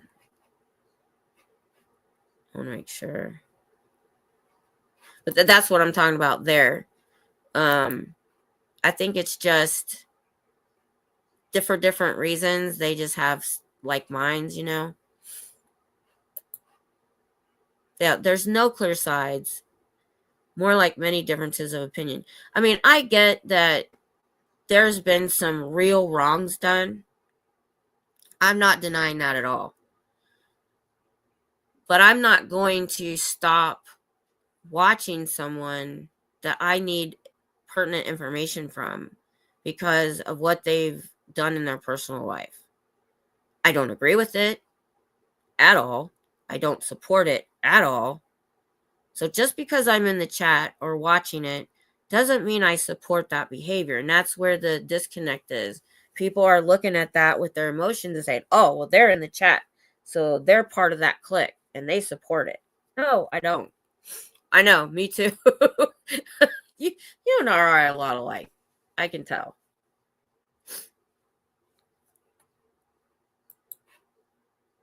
My mother will tell Ron no, and he'll do it twice. Uh-huh. Yep. Okay, so that's what I thought. So AA wasn't in as a child, but it was still a good chunk. So that's probably what helped you realize that you needed to get out. But I couldn't imagine being a small child and growing up in that and then somehow figuring out you need to get out. I mean, that would be hard. Like when I was a child and my mom was doing the things to me she was doing, I didn't know how to deal with it. I didn't know what it was going to do to me. I mean, I had to deal with it. In high school, I just stayed away. Yeah, it helped you question. Yeah, it totally did. Yeah.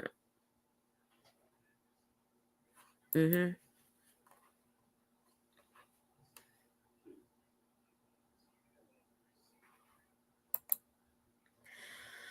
Oh, I mean, everything is possible. That's why I say there's everyone. And I mean, when you're live on a channel like I am right now, anybody that watches me is going to make up their own opinions, or people that support me are going to be all different. Same thing with any other creator. You're going to, when we've got in SPTV, we've probably got about 200 channels, either from people that support the movement to survivors to protesters, okay? And we're attracting thousands of eyes, thousands of people watch. And in those thousands of people, you're going to have 100 different, hundreds of different walks of life, personal experiences, life experiences, the way they think about things. And so everybody's going to have a different reaction to everything. All I want is everyone to just take a step back and not expect everyone to feel the way you do. It's just not going to happen. It's just not possible. It's not statistically possible for everyone watching what's going on to see it the same way, feel the same way, or react the same way. You know what I'm saying? Hey, Joe Bananas, what's up?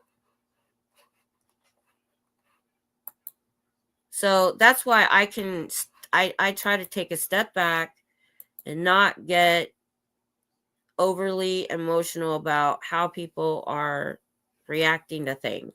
Everybody's got to figure it out on their own.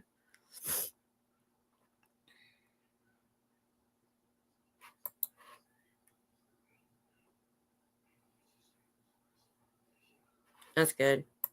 Like I said, we thought it might be interesting when we first got married, but thank God we never. There wasn't really an organization near us.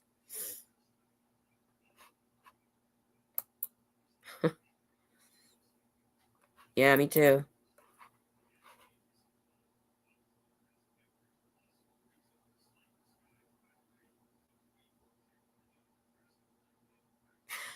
Mm-hmm. Yep. Now, I didn't know that much about Reiki until I started talking to AA. I just knew about the massage on your feet and hands. That's all I knew.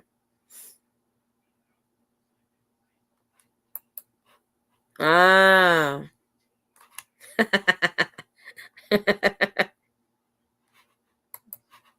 That's true. All right. So what he's about to talk about, which is why I stopped, was this sleep thing. And my husband was awake by this point.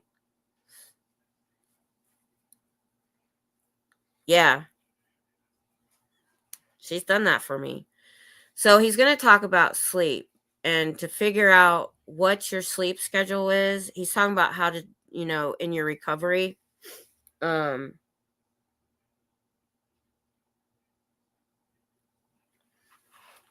So I just thought for some of us that are having those sleep issues, I thought this was an interesting. It's not really anything to do with Dianetics. So he said it's best for you to sleep. One of the perversities in our society is that while Nobel Prizes have been given, doctors, for the most part, don't understand that you're born with a fixed sleep pattern. And this work by Matthew Walker, who's a professor at Berkeley of neuroscience,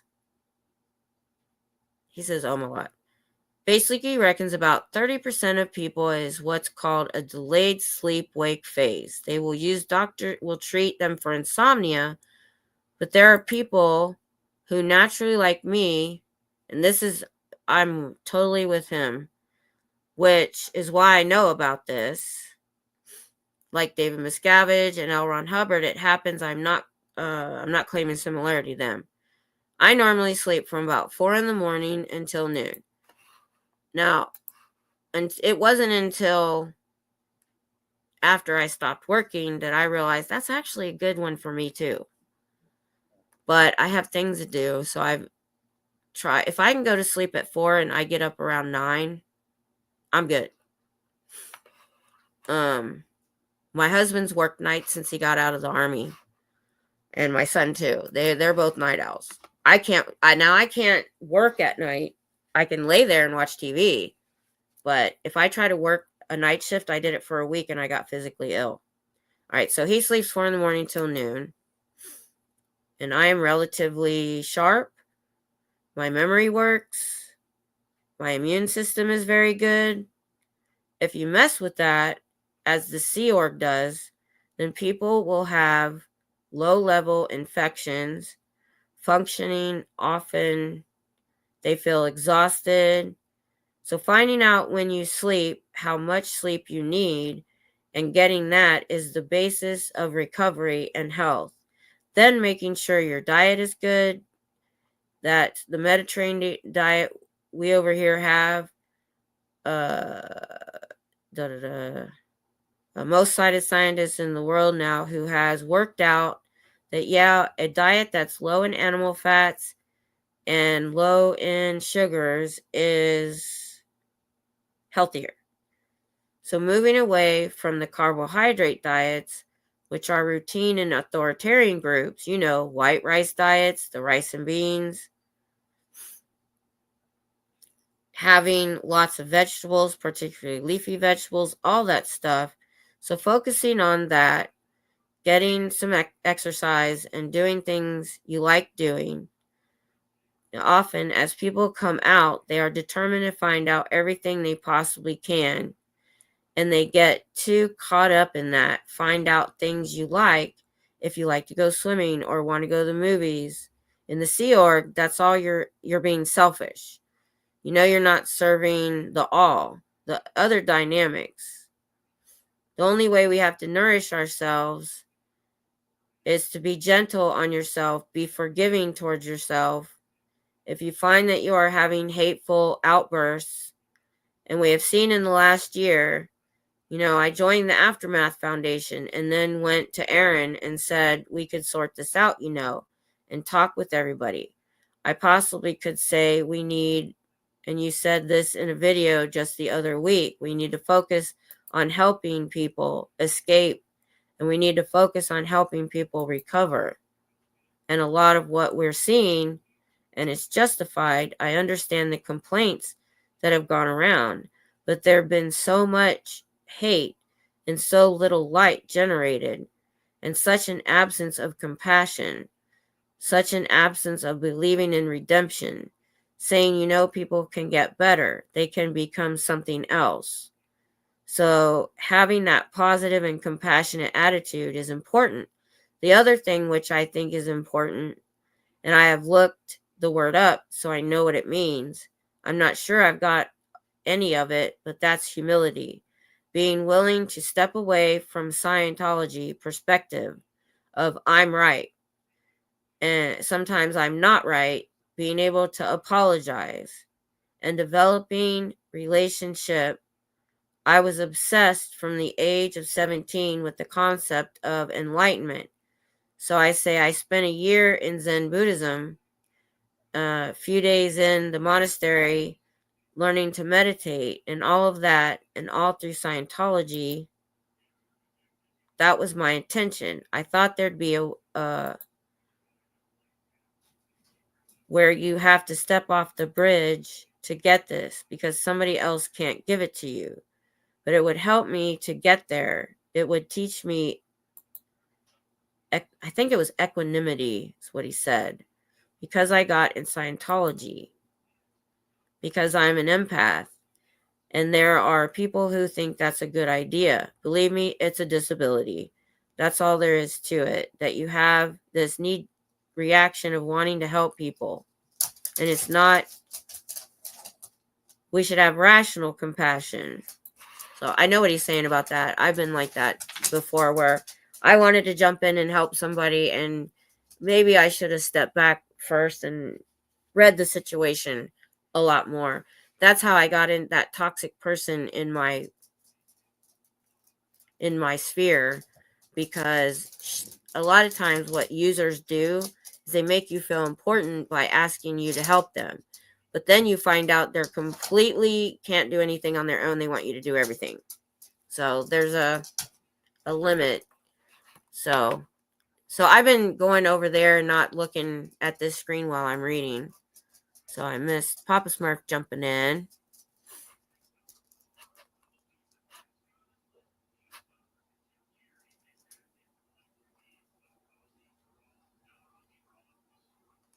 Okay.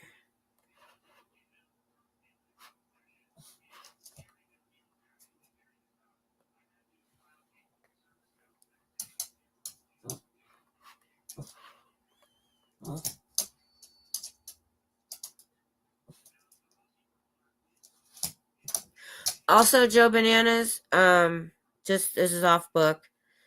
I have a disease that's chronic pain, and they took me a few years to take the advice, but I was told by a nutritionist slash chiropractor to eliminate gluten and processed foods and only eat fresh or frozen produce.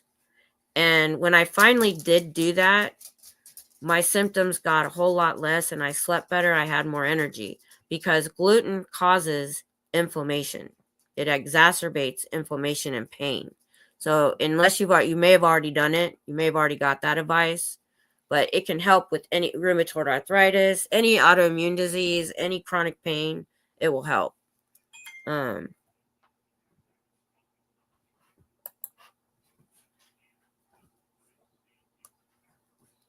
Yeah. Sleep deprivation. That's what happened to me if I tried to work at night.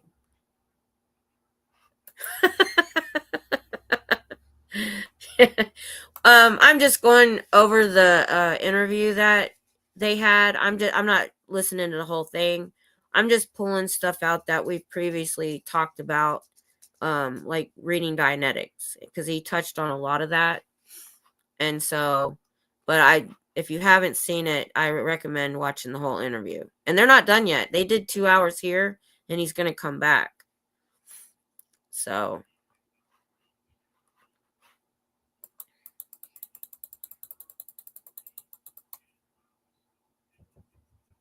he's sitting in the corner.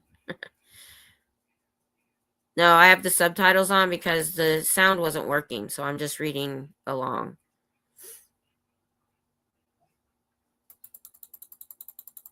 Yeah. Oh, that's okay. Well, we hope you feel better. Yeah, I know. We're bending her ear.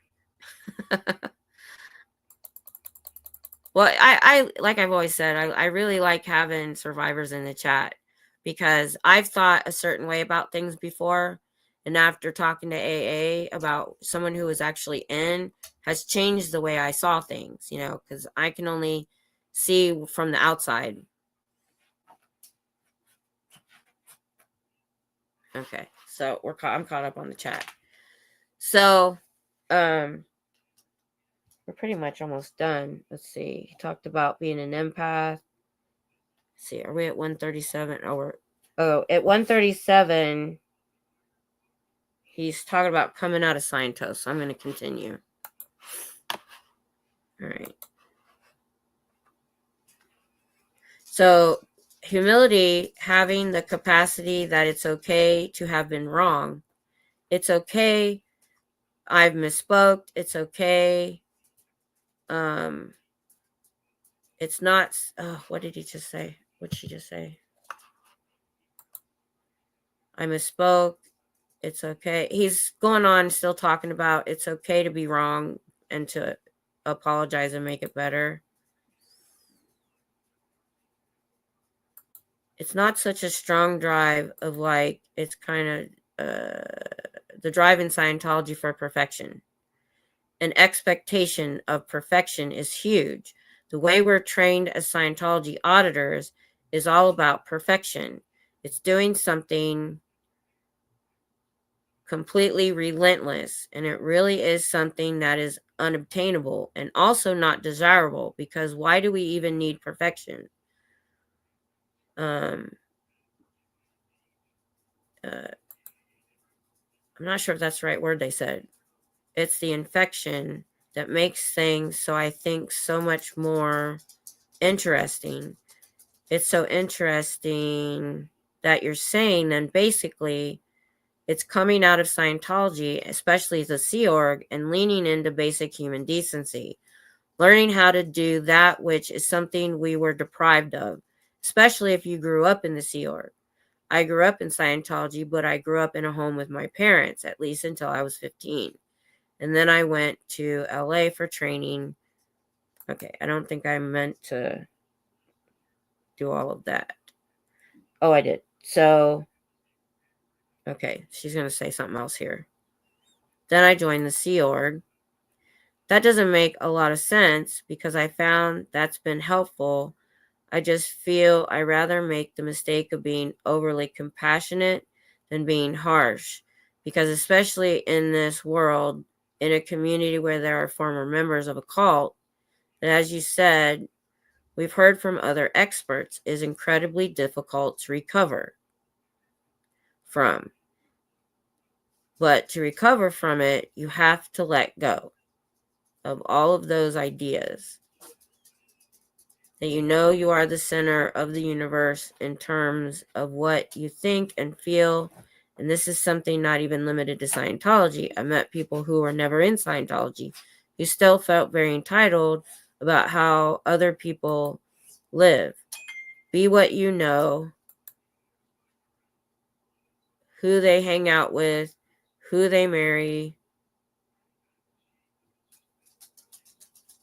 Okay, she's going into questions.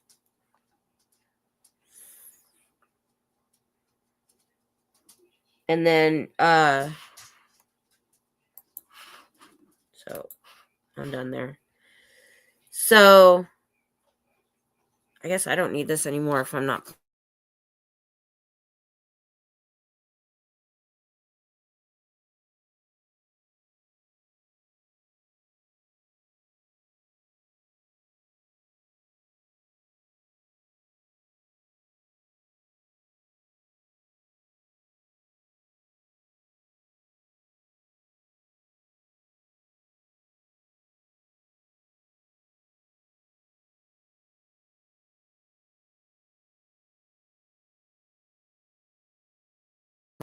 When I unplug from the computer, it immediately shuts off my mic, and I forget that.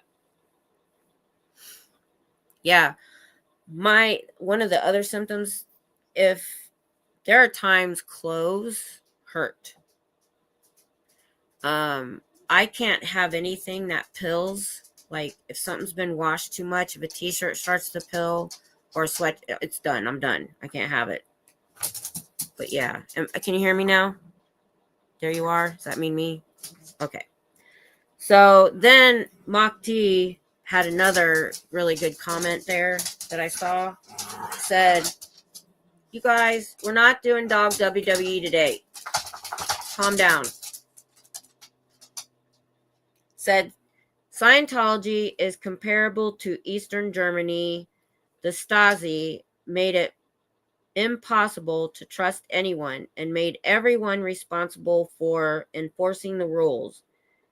Empathy and trust are hard after that. I can't read my own dang writing. When I'm writing fast, it's horrible. Oh no, I left some words out. He said, made it pretty much impossible to trust anyone. Same thing. Yes. Yeah, I even bought a shaver. It didn't help. Yeah. I can't have a conversation with like a TV on. I can't have that much sound. So I don't know how I can stand on a street corner with all that noise. I guess I just get in a mode where I just know I'm going to have to deal with it. But it's not always the same every day. Sometimes our days are better than others. I didn't realize we were 2 hours in. The whole point of taking pieces out of this interview so it wouldn't be 2 hours. I had no idea we'd been here this long. When we get to talking about stuff like this, time flies. But yeah, I hope a lot of survivors of anything really get something out of this interview. Because this guy, he's done a lot of research, not just in Scientology, but cults and high control groups of all kinds. And I think when I listened to him with Andrew Gould, I think he said that he helps deprogram people that they have gotten out of a cult. And sometimes he can do it in half an hour just by asking the right questions. Sometimes it can take a long time. It just depends. And he said the same thing about recovery. He said there are some people that are so resilient that, you know, he was talking about the PTSD that immediately recover as soon as they're out. And then there's people, it could take years and decades. So everyone's different. So there's not a one size fits all as far as getting out of something like that and recovering from that. But he has a lot of good information and a lot of, I thought, compassionate ideas, especially learning to take care of yourself first and foremost, because in these groups you're not taken care of. I'm taking my rings off. My rings, some of them are too small. Ugh. But I really liked it, and I'm really keen to watch the next part of it when he comes back. I put a link in the description for it. So you can go watch the whole thing. I covered quite a bit, but you should watch the whole thing. There's stuff I left out because I just tried to pull out. I said this several times. I just know people come in and out. I tried to pull out things that we had talked about while reading Dianetics. And thank you, Scooter Mom. And being a never in and hearing them talk, and as him getting out and understanding more how to recover. He wasn't ever in the Sea Org or staff. He said he really wasn't abused in Scientology the same way others are. He said where his trauma came from was the 16 years after he left of the harassment. So I think, so he looks at it a little bit like we do, as not somebody that was in the Sea Org. And so maybe he can look at it. I don't know. I don't know what I'm trying to get at. But I really like this guy. He's done a lot of work. And another reason I brought this interview up is we'd already decided to read his book, A Piece of Blue Sky.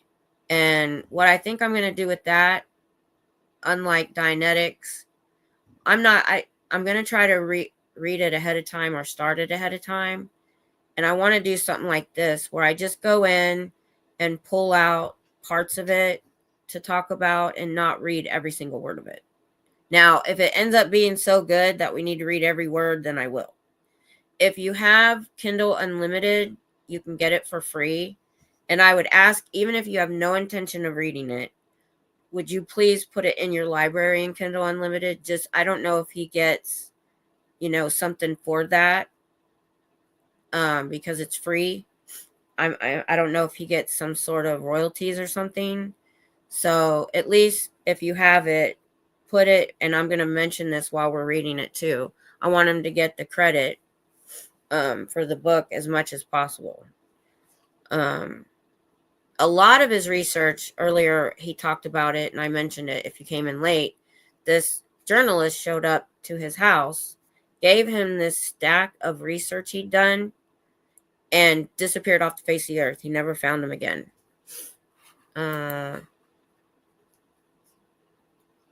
Yes. Well said. Well said. That's what I was trying to say. Yeah, he can be a little more analytical than if he was the one trying to recover from the Sea Org or staff. Or, even a public who was in a really long time. Oh. That's why for most of the time that I did my deep dive and stuff, it wasn't till Nora did the stream on generational trauma. I'd never considered myself a trauma survivor because I always said, well, I was lucky it wasn't physical. It wasn't until I was in this community and listening to other people that I realized, so it was just this last year that I was able to say, okay, yeah, I am a survivor of trauma. And to kind of start, because I never was one to I didn't really like going to therapy, just talking to somebody. They got to give me coping skills. Because just talking to somebody, I'm a talker. You can tell I'm a talker. I have no problem telling people stuff and talking about it. I don't need somebody to listen. I have that. I needed therapists to give me coping skills and ways to help me. And I literally, out of all the therapists I went to, had one, and it was the last one. And I had 2 or 3 sessions with her, and she left. She moved. That's the thing about a military town. People come and go all the time. Anyway, so even me listening to the stuff they were talking about is going to help me too. Oh, well. Sometimes I overshare. I'm an oversharer. That's not a big problem for me because I don't really care about what people think of me for the most part. I said this a long time. I'm like, what you see is what you get from me. You either like it or you don't. And so I don't know where I came up with that, but I did. Now, when I was younger and in school, yeah, I cared about what people thought. But I think it had a lot to do with moving away from my hometown and living in military towns and not having like a history with that area or people, that I was just like, well, take it or leave it. So I think that was probably where it came from.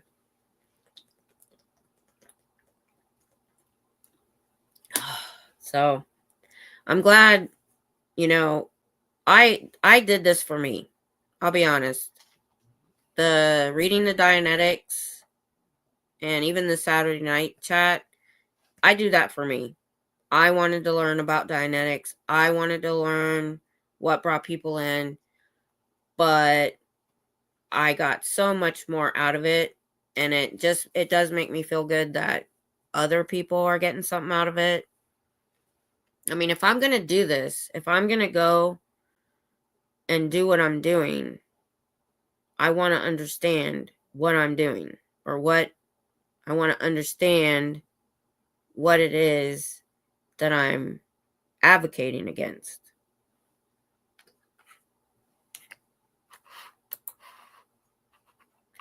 Wow.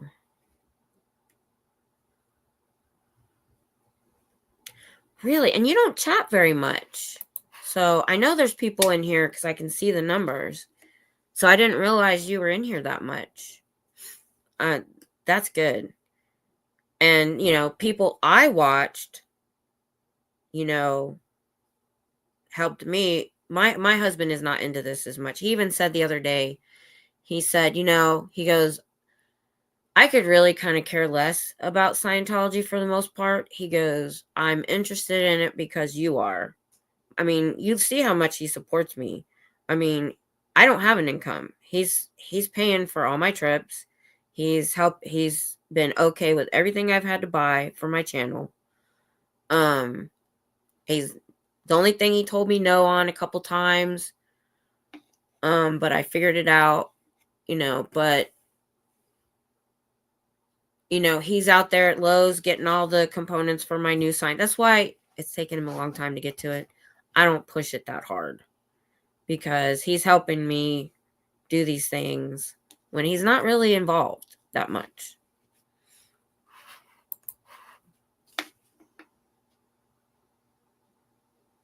Yeah. Yeah. And like I said, I always wanted to be a school teacher. I love teaching. And when I find out something I'm like, ooh, I want to tell somebody. That's one of the reasons I backed away from Facebook.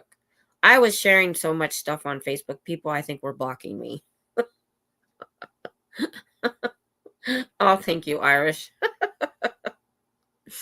Oh, you weren't there the last time I was live streaming. I got a troll. And I just laughed. They think at my age, he's like, ooh, she doesn't look good. This 50-ish person doesn't look very good or something. I don't know. And I was like, dude, I'm out here protesting this is my comeback now for trolls.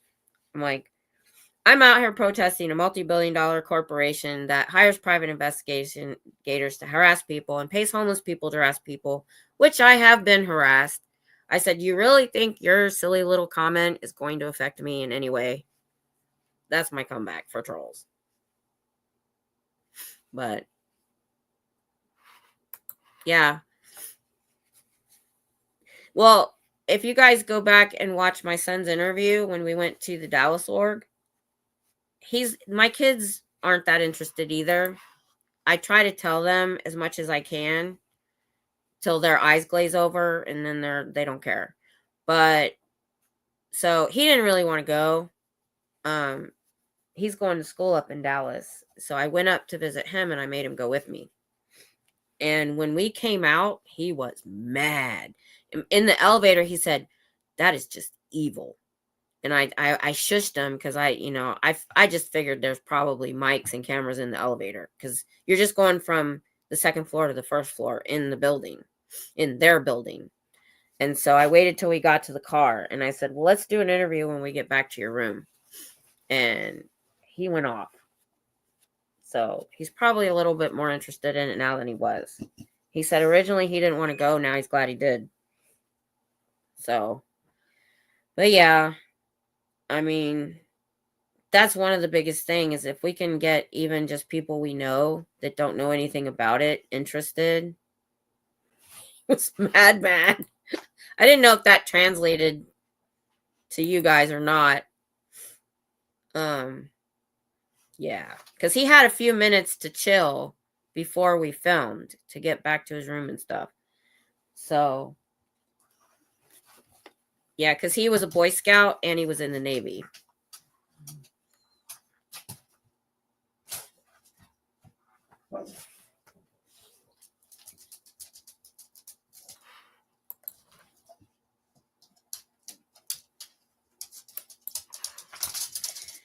Yeah, so mad. Yeah, he was mad. He was mad, not knowing anything about L. Ron Hubbard. So what it is we went in. I tried to record because I have this really cool flip phone, right? And I can bring up. I tried doing it this way. Come on, you. So I brought up. I couldn't go live. So I brought up the camera like this, and it hangs like a purse, right? But I had it turned in at first. Well, I didn't know, but after 3 minutes, it like timed out. So all you hear is a little bit of us going in, because you can see. Oh, I just took a picture of myself. Didn't mean to do that. And so you just hear us coming in. They're nice. They're nice older women, most likely. And it wasn't that interesting, so I didn't post it. I just did the post-visit interview with my son. So it was interesting to hear from somebody that, unintended selfie for sure. It was interesting to hear from somebody that didn't know much about Scientology, and they put us down in front of the L. Ron Hubbard history video or whatever about his background. My son was a Boy Scout, and he was in the Navy, and he knew it was all bullshit. He said if he'd have been the youngest Eagle Scout ever, they would have heard about it. And the thing is about how Boy Scouts is set up, you really can't go for the Eagle Scout till you get to a certain age. They don't want you doing it too early. Yeah, me too. We all do. We all do. Everybody has to figure it out on their own. That's the thing. Even my husband said, he's like, I may never see results from what I'm doing, but someday somebody might hear something I've said or see my sign and it stick in their head. It might be 10 years from now. And the only other thing I can do is I'm trying to educate. The biggest reason I went is because they're across from the university. And I wanted to educate the young people there. And sometimes all that is them seeing my sign. They don't have to stop and talk to me. They might just see the sign. So that's what I tell myself. That's what keeps me motivated. But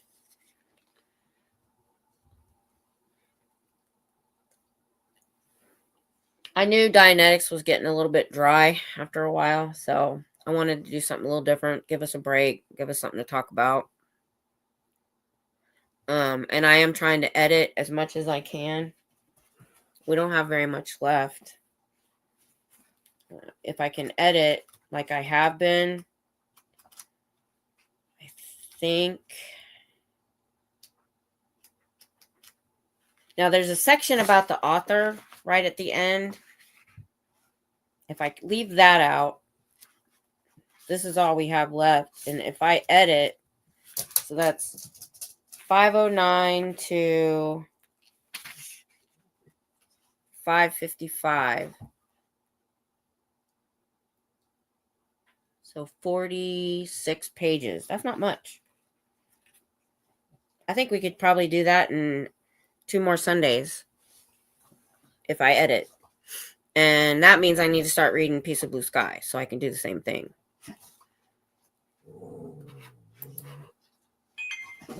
That's the point. That's the point. And you know, one of my other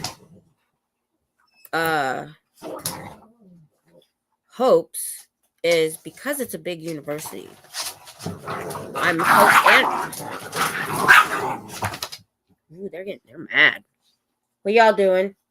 What are you doing? No. What's going on over here? Who's bullying? Usually it's Petunia. She's the bully. Calm down. Go lay on the couch. Come on, go Daisy. On a blanket. And we're not that far from Austin is the state capital, so the Capitol building isn't very far away. My hope is maybe some senators or congresspersons, son or daughter is going to school there and they walk by. Or maybe they talk to me, don't know. And they go back and they tell their parents, say, hey, you need to check out this Scientology thing. There's something hinky going on there. That's a real big hope of mine. That's a good one. World Wrestling Furballs. I just saw, I've never seen Tiny, my little boy, look that bad. His hair was so up and he had his teeth. He was mad. I've never seen him be like that. You was mad, huh? Come here. Come here, tiny man. Come here, tiny man. Come here. Come here, tiny man. Come here.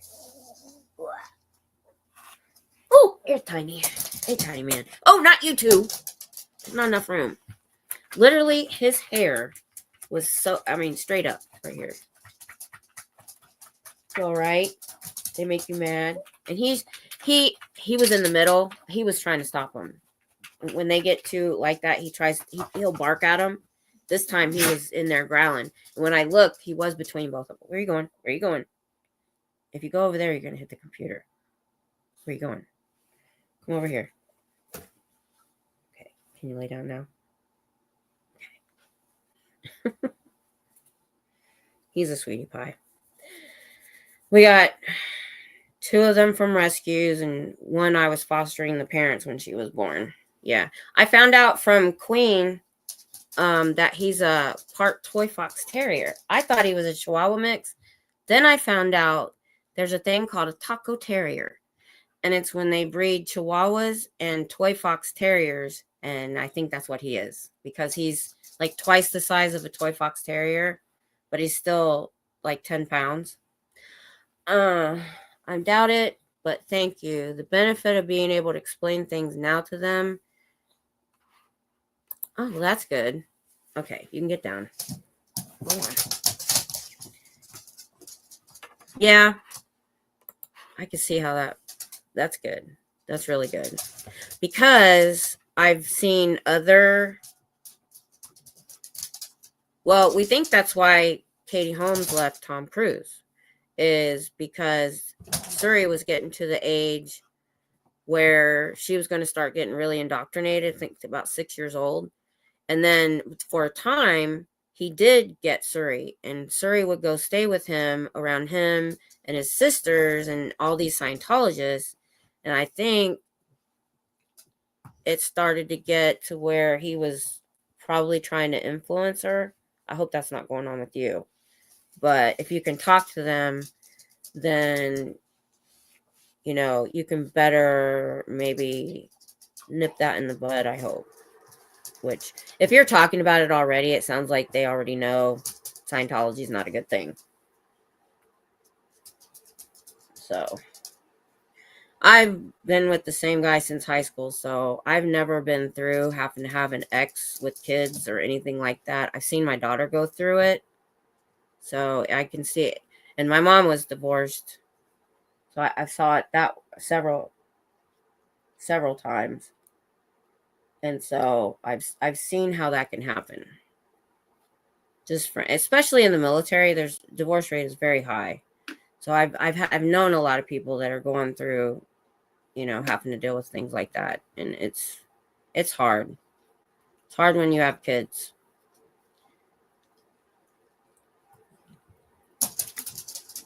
Even harder when they have something that big on in their life. I can imagine. I can only imagine. I don't know. But this was a good, I like this. I learned a lot. Excellent. Excellent. Good for you. I'm happy to hear it. All right, you guys. It's been a while. I'm going to let you go. Really good discussion. Protesting this week. And then my normal Saturday and Sunday stuff next week. We'll be trying to finish up Dianetics as much as possible. Okay. You go get some sleep, Joe Bananas. And thank you, AA, for your help. And we'll see you later.